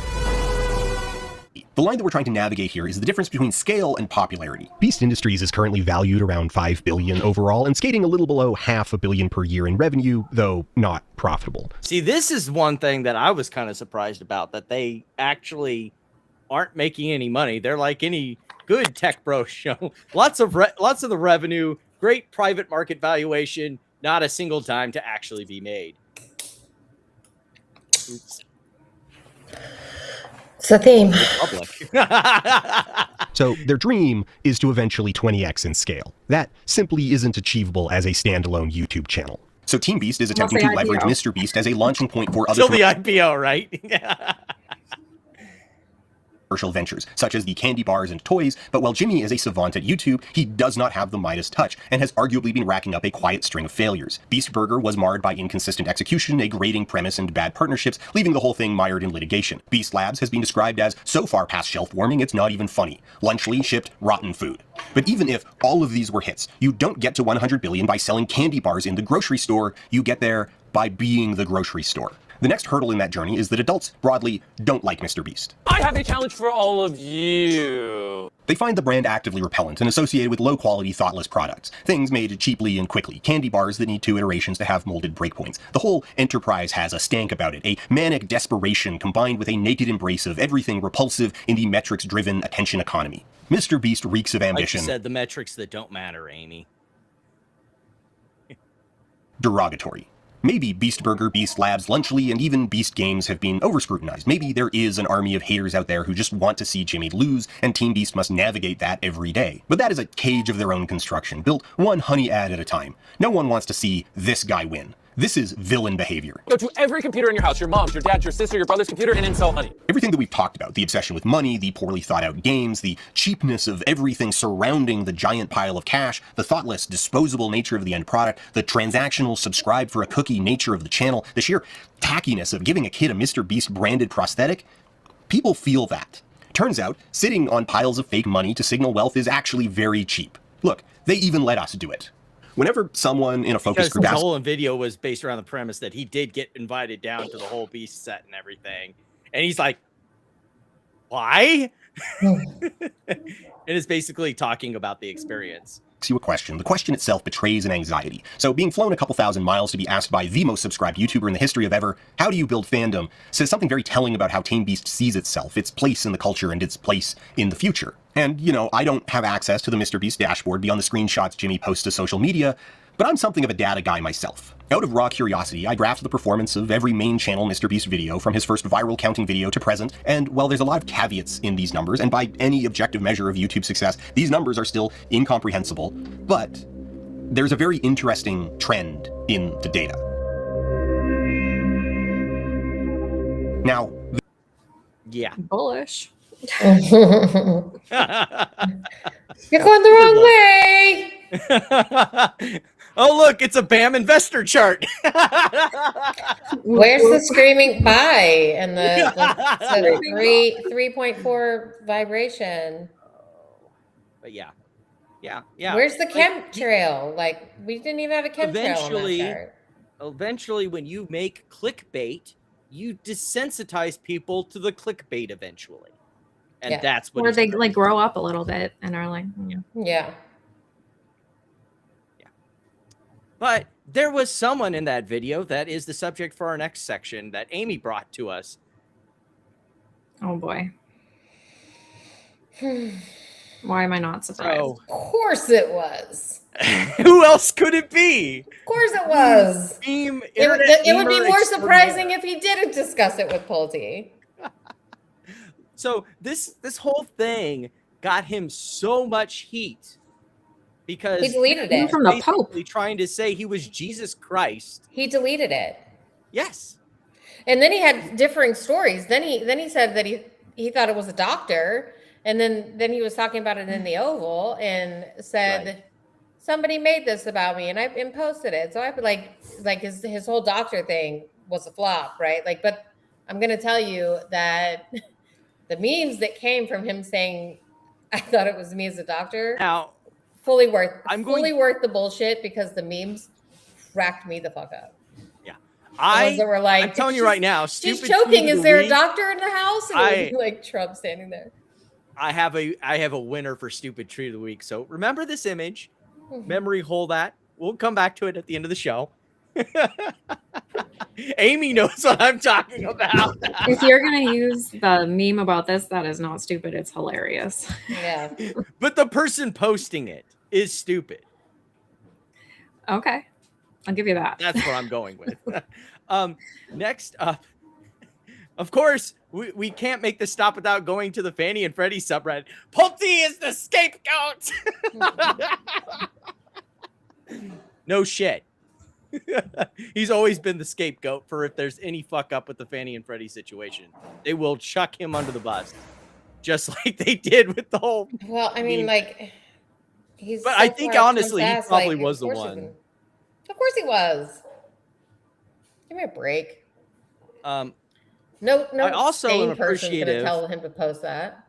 Remember last week when we were talking about Fannie and Freddie, and we talked about the reasons why they wouldn't release it. Because as Amy said, it was a big money maker. And as I said, because the administration can't get over the crack cocaine of manipulating mortgage rates. And I get that this is sort of a too long didn't read. I'm not going to subject you to the whole thing, but basically it's a mortgage industry expert telling people exactly what I said last week, that the Trump administration can't get over the fact that they like manipulating mortgage rates using Fannie and Freddie, which again is just another reason they're not going to release them. They're just not. I almost feel bad at this point for the like Fannie and Freddie, baggies, but like, I don't know what you want here. I'm working on trying to get the transcript for this, but we did get, I know I shared this with Amy last week, that the defamation lawsuit and the First Amendment complaint was dismissed with lack of prejudice as to the United States for lack of subject matter jurisdiction, and dismissed as to Franny Mae. Wait, you said with lack of prejudice. Do you mean dismissed with prejudice? Without prejudice. For lack. Without. Okay. Sorry. That's what I meant. Without. So they could bring it again. Yes, correct. If they amend the complaint. It's not completely over, but Bill ducked a bullet right now. For now.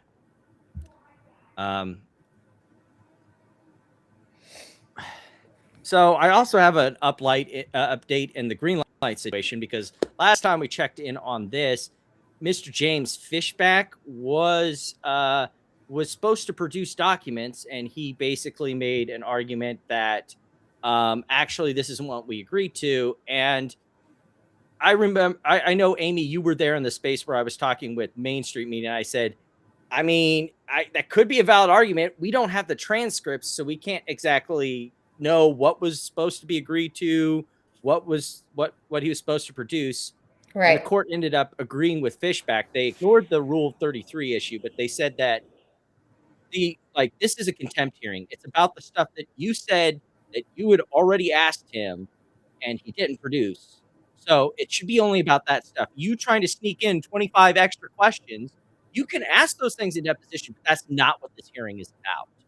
So they basically resent to Greenlight to reproduce what they said he didn't and why he didn't produce it in the way that they thought was appropriate for Fishback to respond to. So we got another 2 weeks where we got 1 week for Greenlight to respond, and then a week after that, Fishback responds, because Greenlight decided to try and be too cute, and the court basically called them out for being too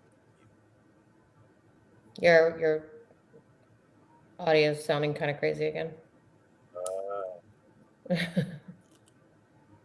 better now. Yes. In the meantime, James Fishback released his payment, his basically donor information that you're supposed to release this campaign. We do know that this poll was paid for by James Fishback. I wonder why he's pulling it 23%. Just weird stuff like that. Also, there was some other information that we learned. Here it is from mainstream media. Wait, is he going against Byron Donalds? Are there? Yes, he is. Oh, okay. Yeah, I'm surprised that the MMTLP community hasn't tried to latch on to Fishback more to try and push. Would they be against him or for him? Because I'm not even sure. Well, I mean, it's hard to tell. But we do know he's a goiper, so maybe. So for him, I guess. Yeah, possibly. So one other thing that I did notice and that I thought was curious, and I think there should be more investigation into, is we do know that his Florida First PAC, so he has his election, funds, and then he has this political action committee that he runs. Apparently, out of the political action committee, the Tesla that got either his Tesla or the Tesla that got seized, payments were made out of the PAC to pay for servicing the Tesla. And there I am, basically saying, I told you that he's basically using them as a piggy bank to try and not have to pay Greenlight by, this is the PAC's money. This is the campaign's money. It's not my money. Never mind, I'm using, it for personal stuff. They're not my money. You can't garnish that. But that's the games that are being played. And I have a feeling that that's something that will have to come out in discovery, but we'll find out. We'll find out more. Hopefully Amy's back for this one. Did you hear about this one, Platinum, that SpaceX is moving up the vesting schedule for employees and insiders heading into the IPO? Who could have guessed? There's going to be a pump. They're trying to and then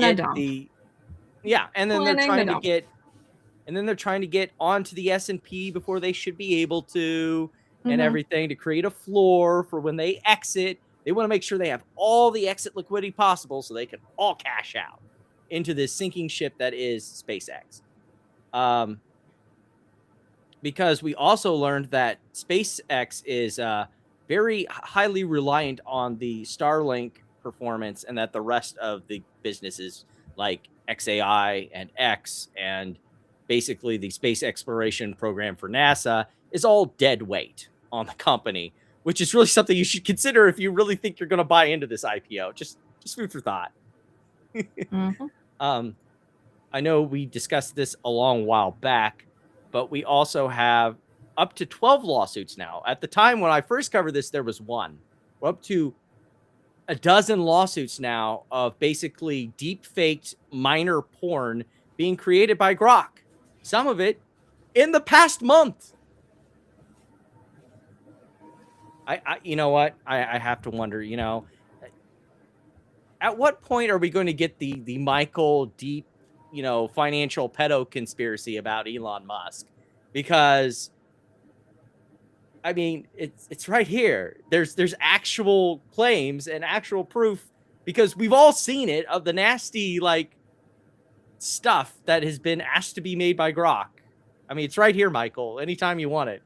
You don't have to make up a conspiracy. It's literal reality. I don't know. He's going to wait until, he doesn't like him, and then he'll do it. Right. There has to be and then he can throw him under the bus and slander him and everything. Well, it wouldn't be slander in this case. It'd be just back. Yeah. But oh yeah, I thought this was interesting because of when we had Nick on.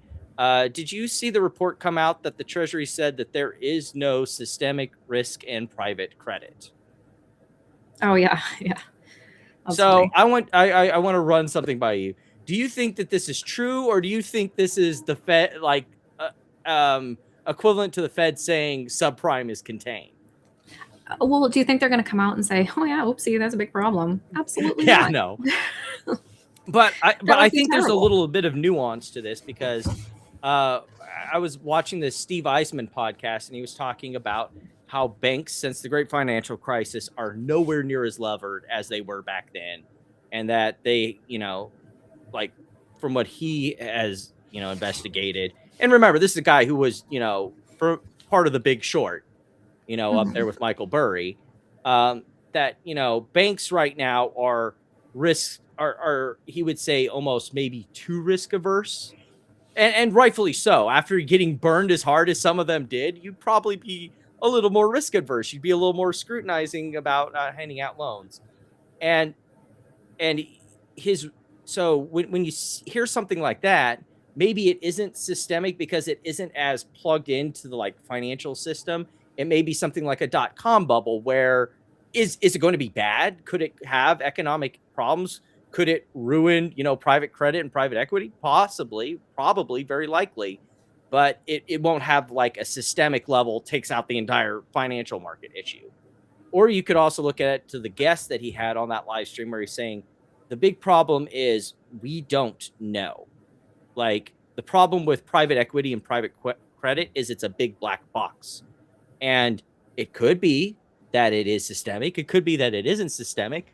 I don't know what's in Pandora's box until I open it, I mean, we could always have Nick on again, because he talks about that. I posed this to Nick, and he still thinks it's a systemic risk, which I think right. Yeah, I was listening to him on a space the other day, and he definitely still thinks it's a risk, and he'll go into detail about the whole thing. So yeah, we should definitely have him on again. Yeah. And I definitely can understand his concerns about the insurance side of it, because that company that I said was getting bought out at $70 is being bought out by private equity. And guess what? It is an insurance firm doing pension funds. So, like, he's not off the mark with things to be concerned about. The only difference in the concern is how big is it? And also the guy on Steve Eisman's show was a former Fed watcher. He was saying that for people like you and me, Platinum, like when you have this whole black box situation, we don't know what's there. The ambiguity is the risk. Like if I know, like say I know that there is a financial problem in a certain sector or maybe across several sectors, I can adjust my portfolio and it's fine. I'm not going to just drop everything. But when I don't know that I could be fucked, I'm going to drop everything and get out of the risk.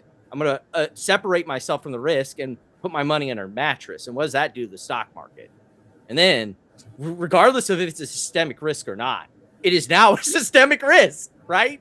Mm-hmm. So that's kind of the situation we're dealing with. Is like, is it a big problem? Is it not a big problem? We don't know. And sometimes when you don't know, then it's yes, it is a systemic problem. Mm-hmm. But yeah, it probably would help though the Treasury figure out if it was a systemic problem if they hadn't gutted the financial research office at the Treasury. I just throw something out there.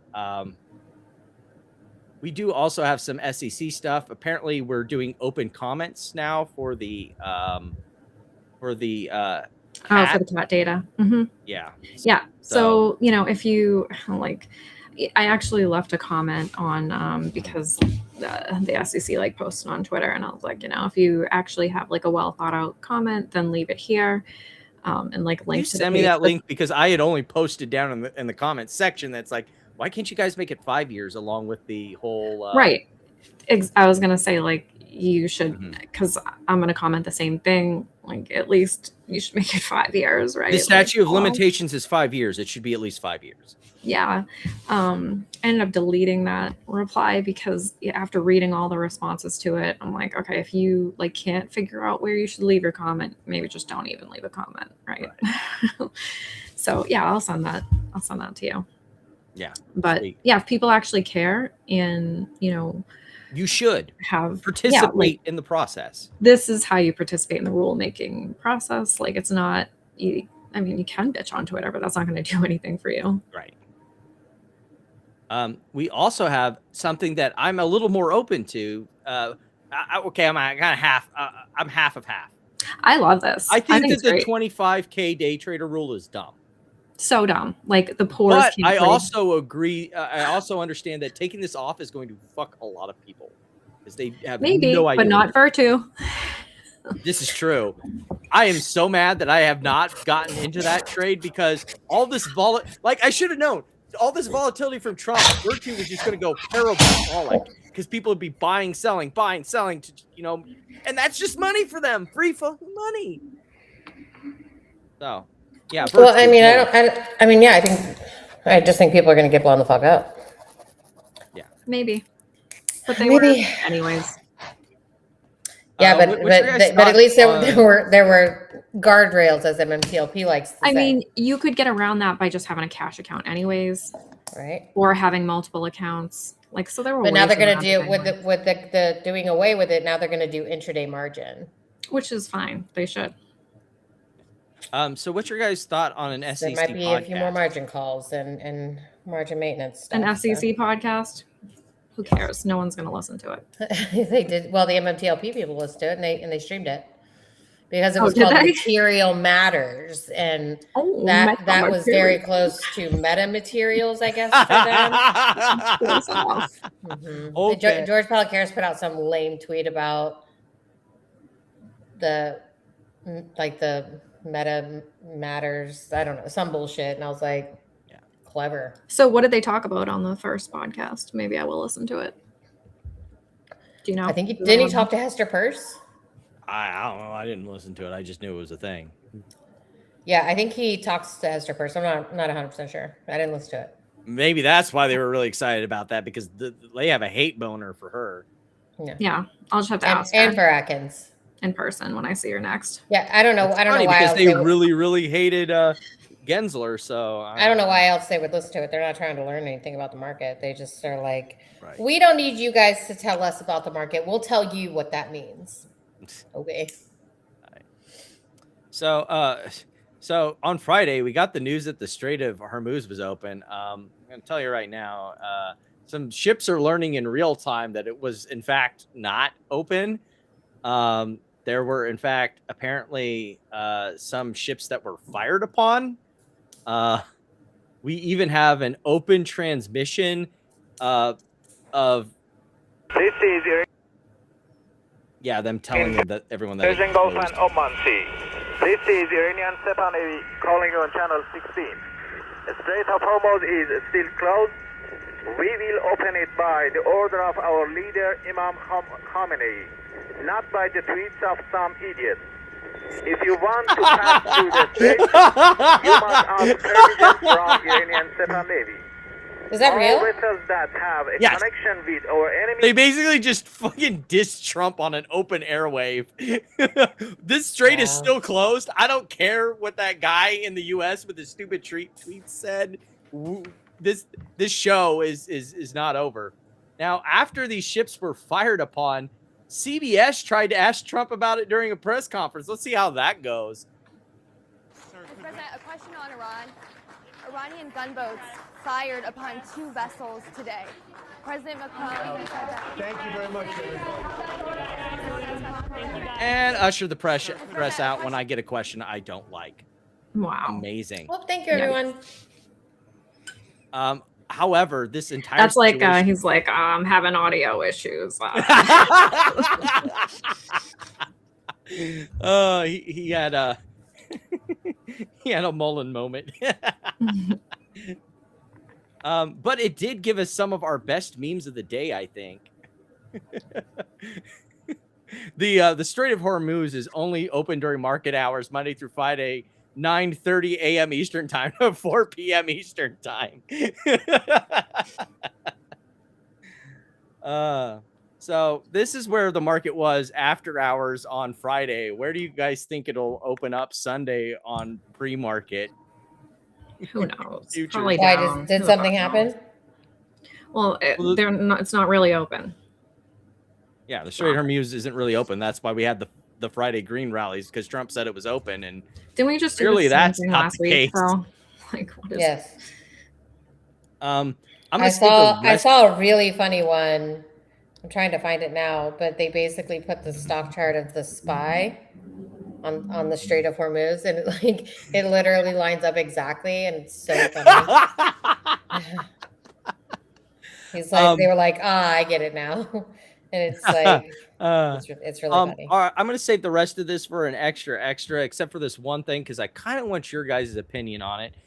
So what's your guys' thoughts on Schwab considering prediction markets tied to financial events? Make insider trading great again. I mean, why not? Right? Like, who cares? I mean, I know Everything people is who legal are right now. Yeah, who are doing predictions on the golf game last Sunday. Yeah, like, how do we bet if they're going to actually do this or not? Like, let's just. Well, people will bet on anything. You'd be like, what's the chances that C follows B in the alphabet? There's someone I saw like it, and they called it infinite money glitch. And on one of these is like one that says like it's the chances that Trump will insult somebody every day, right? and I mean, on which day, on each day of the week or whatever. Oh, I would bet for that. They bet every single day. They bet every single day. They're like, I took the yes on every single day, and they were like, Well, yeah, duh, because it's gonna happen every single day, right? Yes, it's already 99%. They called it.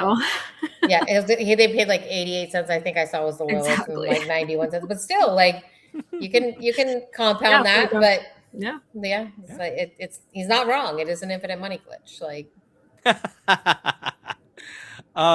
so to start us off, you guys may be wondering here. I've got an investor turf tweet, but it has disappeared to the void of space and time. Yes, we are in our meme stock section now. But here it is, because the They internet is sold it, forever. right? He's trying to sell it, and has been pointed out it's supposed to expire at the end of at the beginning of next year. So why buy it when you could just wait a year and get it at a normal price that you would any? What's he trying to sell? The domain? Yeah, he's trying to sell the domain for the website.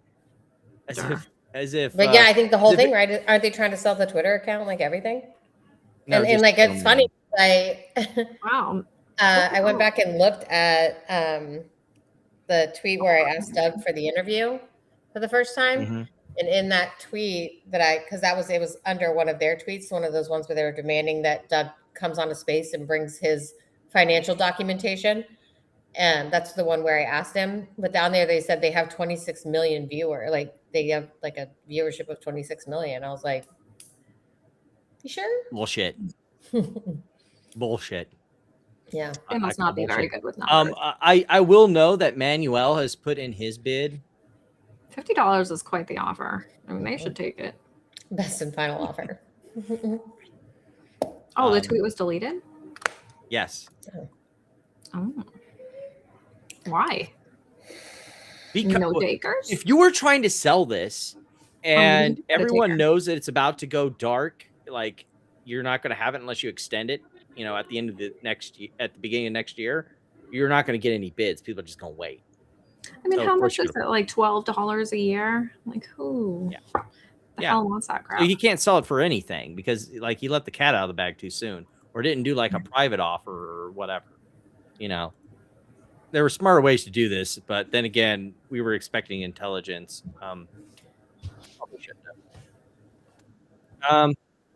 Leading into our next subject, I knew we were going to get back around to MMTLP. I love how Rob let the cat out of the bag, that he does not care about the actual issue. Yep, not my concern. Yeah. Your audio that he had might have actually caused fraud or anything like that. Just I mean, look, there's the SEC statement. But that does lead us on to our next thing. You want to take it away, Amy? How did this? Well, first of all, like I didn't reach out to debate them. Like he was doing his live show and I was in the chat, just like all of our friends here in the chat. I was in the chat, and that's really it. I didn't reach out to them to debate, but during that so he show, just out of the blue, right? And as I was talking, like I guess they were taking notices of the things that I was saying, and then they started talking to me. Like I wasn't on there, but they were talking to me, like addressing me. And he was like, because I think I had said something like, I'll debate any one of you or something like that in the chat. I didn't say that to them. I was because someone said something about it in the chat, and I was like, I would debate any one of you. Like, I'm not scared of any of you, or worried about that. And so then he was like, well, Amy says she'll debate, so. And she will. But so it's weird. Are there any takers yet or not? Well, he says yes. There are. He says yes, but Yeah, but where are the replies? I haven't seen anyone that was like, I'll do it, or anything like that. No. There's nobody who has replied saying that they will. But he's saying that he has had somebody who says that they will, but not any. I don't know. Maybe he's keeping it a secret, but I haven't seen any. Yeah. Well, probably the best thing to do, because I don't think any of these people are going to be prepared to handle dealing with, like, we had the whole, like, it's so clear the like information advantage, like back when Scott was on, like clearly and succinctly explained the entire situation from a market perspective. And like the fact that, and this is why I know we talked about it before the show, that me and, like you said, a bunch of other people think that this isn't going to happen because no one's going to want to actually debate Amy and put, their balls on the line on a live stream. And Rob isn't going to be on there because, like, this offer has already been produced and asked, and someone came back on it and he ducked vent. He's not going to be out there alone putting his balls on the chopping block either. So, if he has someone in mind, just say who, so we at least know. But like, him just why not saying, just yeah, have there's Amy somebody. on? Like, why does she, I mean, he could just have Amy on and talk to her too. But you know what I mean? But he won't do that. Just like he wouldn't do it with Vent, because he'll look like a clown and he'll lose his, grift supporters that he desperately needs, because he's on his own now, and he's trying to play this game like, I'm not a grifter. I don't take ads. I don't take money on X. I don't have, what's this? Is this an ad spot on your live stream? Oopsies. So you are making money from this. Like, oh yeah. What was he saying? Like, they're gonna call I don't have any issue with, like, I mean, he's trying to start a show, whatever. Like, if you, I don't have an issue if he's taking money. I have an issue with him lying and supporting grifters and trying to promote their message without any scrutiny. And well, I think he just doesn't know for it. I don't know. Maybe he says he's read everything, but like, I don't know how you read everything and still, like, yeah, I don't know. Maybe he doesn't understand the market, or I don't know. Maybe. Well, I can shed some light on it for him. I'm not sure, but maybe he's friends with Berta. Yeah, true. I would be more open to that if he had. He's only heard one side of it. If he had, in addition to Berta on uncontested, had Vent on uncontested, or had you on uncontested, but like, he won't do that. He won't. He absolutely will not. I mean, I don't care either way. They think I'm worried about. I'm not. Yeah, Amy will go on and talk to anyone, or even if there's 5 people, like, she would still do it. So bring it.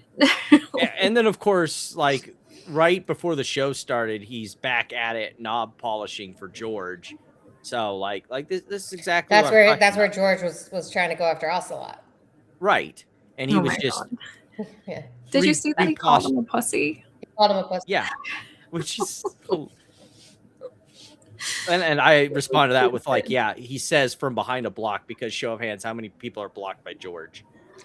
Well, from what I was told, we're just taking a break, that it's not forever, but sure. So I don't, I mean, but yes, I am blocked, but I don't think it's like a real block. It's just like he needed some space. I don't know. Oh, but yeah. that's the soft faced little Greek Canadian needs a lot of space. This long weird reply his belly. about how we had to take a break, and I was like, "Are we dating? Are we dating?" What? Well, I'm saying that, like, if you need to take a break, are you guys dating? I was like, what happened? I missed it. I missed our whole relationship. Now we have to take a break. I don't know. It's very strange. Yeah. But here we are taking a break. On the way out, like, guys, you know what would be the quickest way to getting a resolution? How about you just make the stock trade? Well, and did you? Oh, okay. Are we gonna, like? Do you want to talk about some of the replies that the MMTLP people put on there? Like the one that told me to off myself? Sure, go right ahead. We'll make that first. Like there was a whole slew of people. Like, first of all, there was Jack Schmitty's fucking space where you want to start with that, and then we'll go through the. You want to start with that? Sure. I have give me 1 second. Put up the picture. I'm not going to play all of them because there's quite a few. Yeah, no, you can just play the first one, the 2-minute one. 1 second here. Let me pull it back up here. You don't have to play the 5-minute ones. I mean, it's basically all the same thing. It's just broken record shit. With transparency, not everything is great. You turn on the lights and you see things. Yeah, like Amy's fat ass. Oh, I said that because of Jack's here. I want Amy to go on Rob Carter's show. I really would like Amy to go on Rob Carter's show and try it. She should go on Rob Carter and give health advice. Amy would lose a debate to Jenny Craig of Shareholders, so because she's fat. Won't speak. Yeah, like, I love that one from Jack. That, like, it's like her. Well, let's make a fat joke, and in case you were too retarded to get it, she's fat. Yeah. We got that. Jack. Yeah. I get it. Your audience is really slow, and so are you. But people with. But like Jack acts like I'm not like I'm hiding behind somewhere like that. You can't just go to my profile right now, click into this live video and see that I'm right here. And I mean, I don't think that I'm fat. So like, they act like like I'm hiding and that people can't actually see me. I'm not. I'm right here.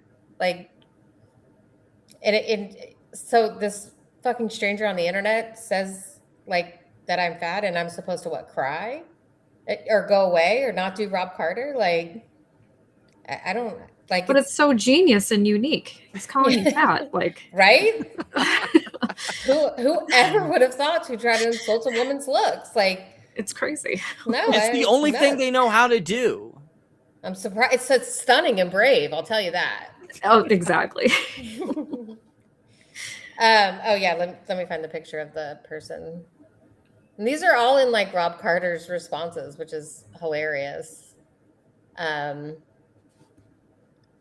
But you can't see it on here. I'm gonna just send it to you, Noisy, because you can't. Okay. I screenshot it right before X took it down because, of course, you can't. You can't say these kinds of things to folks. But let's see. Even on X, there's still some limits. But some of the replies were just like. They were so great. Like there was some people who were trying to get after you and like saying that you were crying and complaining. It's like, dude, you guys are the bomb threat community. What are you fucking talking about? I'm showing you like you're a fucking hypocrite. As Zing is like, we've been harassed and mocked and whatever the fuck he says.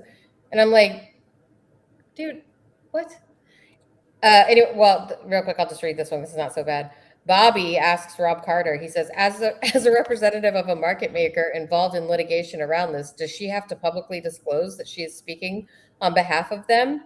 It's wild that they allow her to do this. Rob said, no, I can't say she speaks for all involved. Like, it's so, their reaction is so funny. And then they're like, she's scared. There's no way in hell she'll do it. She won't show up. She's scared. And I'm like, really? Because I'm not telling you to off yourselves like I'm being told. But yeah, I'm scared. That sounds good. All right, here it is, Noisy. Right. This was on Rob Carter's thing that this guy posted. Wow. They must have deleted it pretty quick because I missed that one. Yeah. They did. They got on it. I don't know if you want to put it up. I don't know if they'll take it. If YouTube will take it down. If it happens, then I'll just cut the segment. That's usually how that works. Ranjit asked Amy. This is a very important question. What is? There you go. I'm not going to read it out loud. Yikes. Yeah.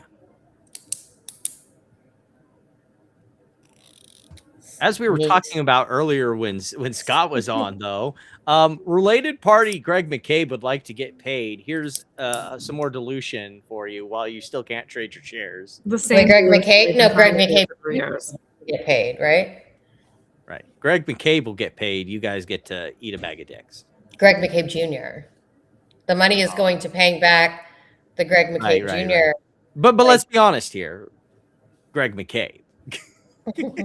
Right. Because according to them, Greg and Jr. don't have any economic interest in Panther Bridge. Okay. This is what the company says. Sure. I don't really know what's going on. But yeah.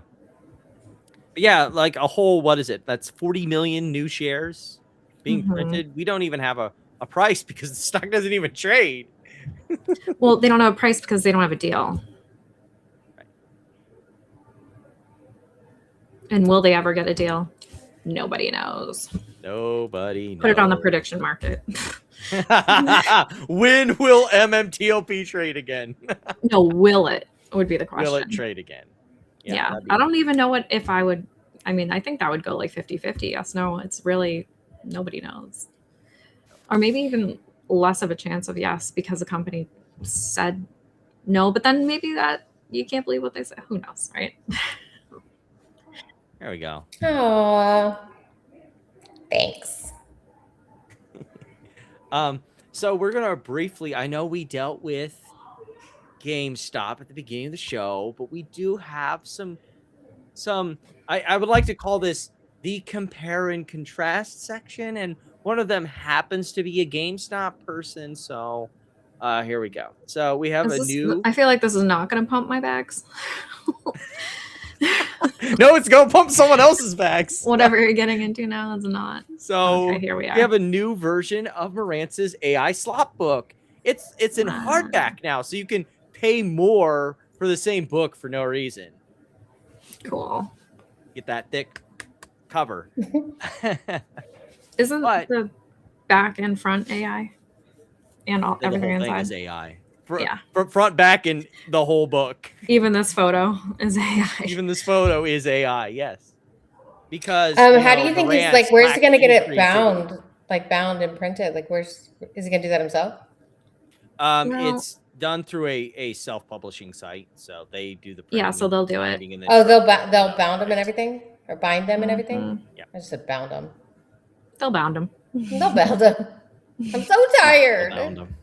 Me too. But I have a pre-release on a new book that Wait, are you buying this? Be coming. Oh, for fuck's sake. Okay. Is this the one he's trying to charge $30 for? Ding ding ding ding ding ding ding ding ding ding ding ding. Wait, what? He's trying to charge $30 for this. Oh, which is more than Marantz was charging for his shitty book. Like well, when the GoFundMe's run out. So we're talking about the Bed Bath and Beyond. Well, Bloodbath and Beyond. The Bloodbath and Beyond thing. Glad you finally caught on. This is from 4chan, and he just straight up stole it from 4chan and then superimposed fucking Doug Sifu's head on it in the really world's weird. Worst photoshopping. Yeah, it's not even good. It's all bad. But what's it about? Apparently it's about oh, sorry, let me go back here and read this. Did Bed Bath and Beyond go bankrupt by natural causes? Yes. It was a shitty company, yes. Or was it the heist? Is it a heist 10 years in the making by none other than notorious? Well, that's weird because they're back. Wait, what? They're back. Does that really say Epstein? Yes, it says 10 years in the making by no one other than the notorious Jeffrey Epstein. Oh, no. This book covers the people and the mechanisms at play at every level, from secret hedge funds in the Cayman Islands to I can't keep the gimmick going. This is just so bad. The CIA and FINRA are... Wow. I'm not drunk enough for this. This is like, what? Yeah, there's just too many twists here. This is a period. So has he already written this book? No! Has AI this already will written probably this? be in 3 months to complete the research and write the fucking book. It's not even in print. It's only going to take he hasn't 3 even months? drafted it yet. It has not been made. And he's asking money. Pre-order money. He hasn't even It's made only the gonna fucking take book. 3 months? This is a grift order. When Will it's they done, it'll be clearly show selling- that not only what happened at BBBY, GME, AMC, MMTLP, and others, but it will affect everyone, and why it should make sure that the criminals involved don't get away with it. Well, I mean, selling his X account didn't work, so I guess this is where we're at. So, this hate it is here. one half of our compare and contrast. We have a new compare. Apparently, BBBY is related to 9/11. Jesus. Don't ask us how. What the fuck? Like, try and figure this one out. Can you help me out here with this chat GPT? Maybe nonsense? because you hang out in the absolute worst parts of the internet, sir. Like the internet was a mistake for Michael. Like he's like the epitome. I think of that Michael was the statement. mistake here. Let's be honest. You're not wrong, but like he shouldn't be allowed access to the internet. Yeah. we have a compare and contrast moment. So conspiracy theory 1, conspiracy theory 2. All right, guys, trying to avoid Coachella traffic. It's tough out here. Let's talk about the things that are disturbing me. Other than the fact, watch this, GameStop buy button being taken away back in January 28th of 2021. January 28th, same day that NASA allegedly faked the Challenger blow up. Yeah, they totally faked 9 people dying and crashing into the ocean at 4 Gs. We were watching that. I was in we were watching that in elementary school, and then we just went back to school like nothing happened. We're like, oh, it exploded. Yeah, I love get that angle. How does that work? There's certain conspiracy theories that he just turned the camera around. Deal with, like flat earthers. They harm nobody. Like people who think the moon landing was fake. They're idiots, but they hurt nobody. People who think 9/11 was an inside job or think the Challenger explosion was fake. Like real people died in those events. Go fuck yourself. All right. Go fuck yourself. Tony, how can Epstein make BBBY revenues decline for 4 years? That's a great from the grave. And I mean, I know, right? Absolutely incredible. It was really to find out. There's all I know is that there will be a crazy Charlie Day chart showing you exactly how that happened in that book. Look, little do you know, Tony De Niro, but Jeffrey Epstein is a necromancer, and that's how he is able. It's like, have you seen Anastasia when I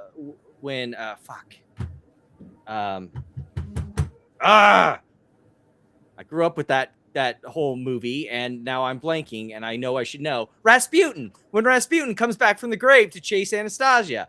That's what. Thank you, rubbing my axe. You knew where I was going. Yes, that is Epstein and Bed Bath & Beyond. Like Epstein's coming back from the grave specifically to destroy Bed Bath & Beyond. Oh, don't be silly. He didn't die. He faked his own death. There we go. Just so he could put them into bankruptcy. He wasn't done. He had to bankrupt BBBY first. Mm-hmm. From the shadows. We're moving on to our next group here of news stocks. Now, we got done with Bed Bath & Beyond at GameStop. So where are we going next? Stupid tweet of the week. Yeah, AMC. No doubt. Tweet of the week. Oh yeah, he supports it, right? This one was kind of we love Ellison. He's so great. Well, the main reason is because he made a promise. Who knows if he'll keep it? That they will. Hey, how you doing, 741? That they'll allow, 41 days? It'll be in the theaters before they release it on streaming platforms. Right. And that's why Aron is really okay with the Paramount Warner Brothers deal, while everyone else is really looking. But I'm pretty sure wasn't it Warner Brothers that at that time was like, I think we're just going to do video on demand because Trolls did so well. Yeah. So them and Disney. He had to kind of fight back against Warner, but so yeah, I'm sure he's perfectly fine with that happening. The Ellisons are great. Yeah, this is the actual issue that they're gonna own 40% of the media. That's fine. Yeah. Just an update because apparently this was making the rounds. Yes, we've got. That's right, Tony.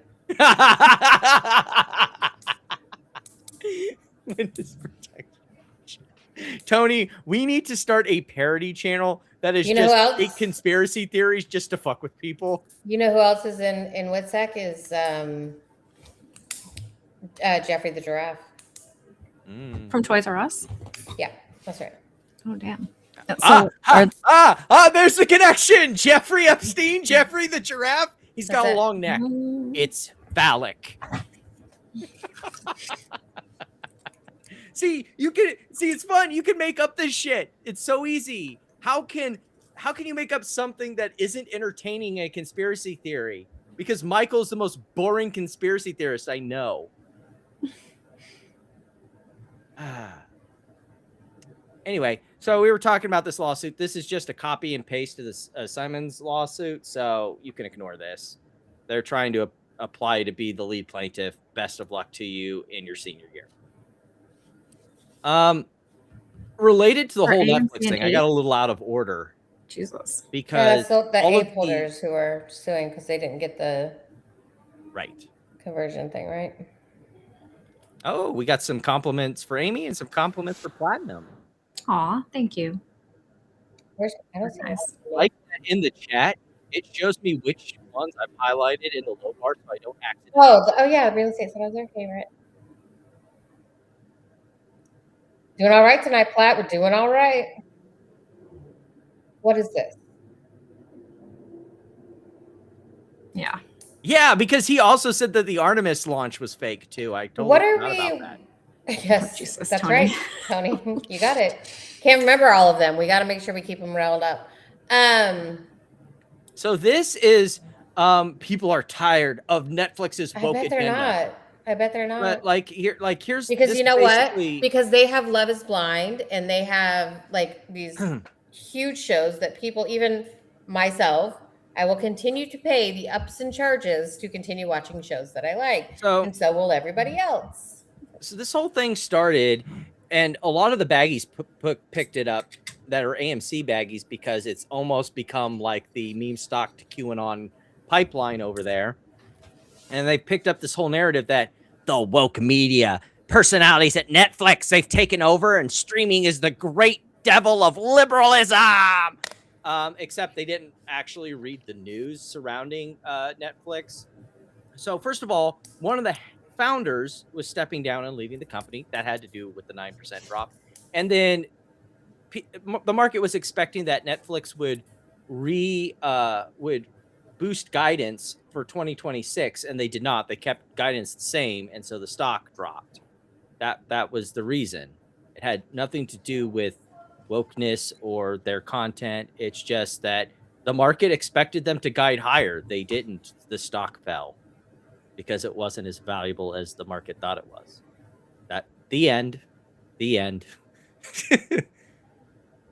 Well, and it may be because Trust Me Bros had this theory that they may try to get Lionsgate, which is not a bad theory. Like they did get $2 billion. They clearly want some type of theater, like movie production. They do, and they did get $2 billion from the Warner Brothers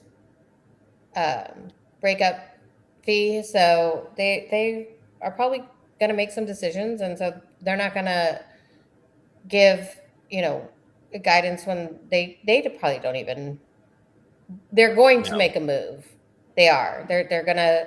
They do want some sort of production studio. They do want those things. So they could just be looking at things like that. And they don't want to guide when, like you said, they're going to make some move that's going to change that guidance. That's right. But they do want to expand, and they do want to, expand their production and things like that. So I do think because they want to be a big. They want to be as relevant culturally and also size as far as a company as like a Paramount, NBC, Disney. And that means having a real boy production studio. Right. Then of course, here's some of my rejected stupid tweets of the week. Okay. I look, the thing that's been continually proven by AMC is that AMC shareholders will be paying the bulk of the debt through dilution. My tweet of the week is an AMC one too, so it's a good one. Well, I'm glad I didn't accidentally landmine you there like I've done a couple times, because Travis is a pretty good stupid tweet of the week target. He has one at least daily that you could use. It's not Travis, but you're not wrong. So we have an update in this is where they're at most recently. So they're $1,000 off paying the retainer fee. As we talked about last week, it's not to have Dawn Alba do their lawsuit for him. It's just she's just checking their paperwork, just checking Ethan Sovset paperwork to make sure that it's not out of order. me see here. It was at the end here. It's basically for legal advice. Yeah, pretty much. Yeah. Instead of not legal advice, it's pay for legal advice. That's how that works. To 3:45, but I couldn't. Can you hear him? He's really for soft. Personal reasons, and then I reached out to Dawn to schedule for either Thursday or Friday, but I don't think that's going to happen. I think realistically, the next time I sit with her would be on Monday. So we'll get an update by Monday, but otherwise they've just been going over the same documents. There's nothing really to talk about. And it's really become pretty clear that even Ethan has gotten boring to his own Project Popcorn crew because his views are slowly dropping off like fucking dead flies. So, no, who knows where things are going to go from there. Okay. So we've dealt with the big three. We've dealt with MMTLP and MMAT because we already talked about the one thing that we want to talk about from the bankruptcy from that one and the whole, just like the goal, like stepping on every rake along the way. And that was the biggest rake to hit. Mm-hmm. So, now that we've covered all of those, that were the big topics. Oh, you guys want to jump? Oh, where were you going? Well, we still got some like AZRH stuff. Oh God, I don't even care about AZRH anymore. Okay, we can ignore that. Do you still care about it? I mean, I know you do. I like covering it because I like you get invested in these things, but I'm just like whatever. Not literally invested. Right. Hopefully. No, yeah. I just like Josh is a very memeable person. Like he is very easy to clown on because he's only funny when he's getting red face and blowing bombs on the show. Like it's not. Speaking of which, did funny, you guys see when the next date to report is? 420. Nice. Report what? That's Monday. Yes. Just one last thing. Just before we go there. So did you guys? No, I was just sending it to you. Right.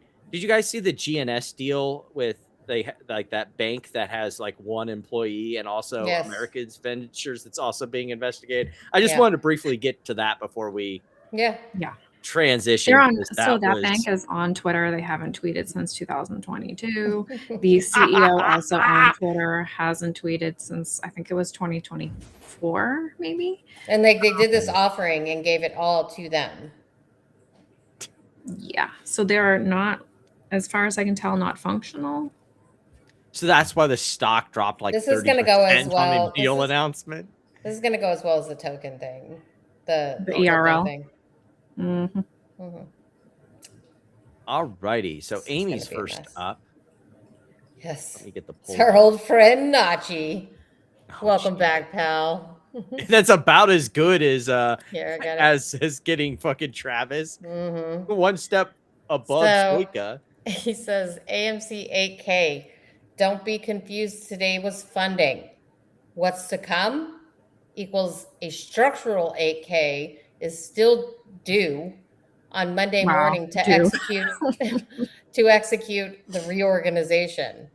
There is a reorganization coming for sure. This is the most exciting time in the in company history. Very nicely played checkmate at CEO Adam. The comments are great. Even Tony's like, it's done. He's like, you don't know what you're talking about.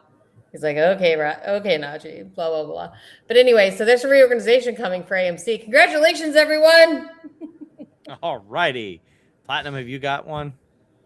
I don't see any bookmark stupid tweets, so I'm just going to abstain this week. Okay. Okay. So I accidentally put you on the poll already, but we'll just roll with it. Yeah, vote for me. Any votes that go to Platinum immediately go to me. Just kidding. We'll figure it out. So my stupid tweet of the week: someone took the Trump thing. Wait. And did you see the other one? We'll get to that. Okay. Because Manuel made an even. Don't you worry. Manuel made an even better one. But basically, we've got. This PB, is actually hilarious. Pulte, Michael, You got Jake, Tubi, Travis. Who's the person on the I bed? love that this is in response to. I have no idea. I am so godly. When I get rich, which will never happen, I will build a church for my Lord and Savior Jesus Christ. Because I promised God this years ago. Who's the one on the bed? Sure, you did. So, like, this is where that came from. This is the stupid tweet of the week, but this is the reality, this is the real deal here. I will say, I did show this to Amy, and when I saw this, I did have a live reaction to that. Oh, I'm coming. I'm done here. I fulfilled my purpose. I ain't need to see no more shit down here. That's what I thought it was. Like, I was like, is that guy? No, that's JonTron. But like, that was my entire reaction to having. No, we were talking about in the original meme. The guy looks like the Brendan Fraser's the guy in character the bed. well. Okay. All right. So if we could get votes in.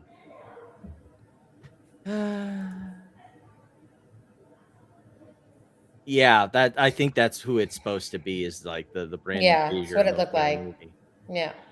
Because it's one of the memes that they like to use. I don't ask me why. But anyway, so you can vote on YouTube via the poll. You can vote in the voice chat if you are X, Rumble, or Twitch, because we don't have a poll system over there. Sorry. No polls for you. No polls for you. So we'll wait for rubbing my X. Is there any interesting things that you ladies would like to kill time with? Is there any stock? Stay tuned for my maybe not appearance on Rob Carter, everyone. Maybe not, maybe. Yeah. If not, we'll just have you back here and Noisy got it. Yeah, because I won the tie. Yeah. For once, I actually won. Good job. It's been a while. I had to cheat by getting a really under the belt one. You deserve and then it. tied and had the tie. Yeah, it was a good one. Anyway, good job. Congrats. Anything closing that you ladies wanted to end with, aside from Amy possibly being on Rob Carter's show? Bye, VTI. No. VTI. Okay. Absolutely. So that will do it for this week. I may do a late Sunday live stream just to see how hard the market tanks now that the Strait of Hormuz isn't opening. I just want to see how red pre-market is. I don't know. Who said it was open? I thought Trump was blocking it. I didn't even see he did, but Friday, why it went green is he said that he made a deal with Iran. It was open, and then basically this morning, Iran was like, absolutely fucking not. It's not open. I don't know who you got that information from, and started shooting Indian tankers that were trying to leave. Wild stuff. He said it was open and would never be closed again. Yeah, well, news a lie. Great. The lie detector test proved that was a lie. As usual, Trump. We got the test result back, and that was a lie. Anyway, you all have a great rest of the weekend, barring seeing you all Sunday or Monday. And then we'll see you Saturday. So do enjoy the rest of your weekend. Later. Good night, everybody.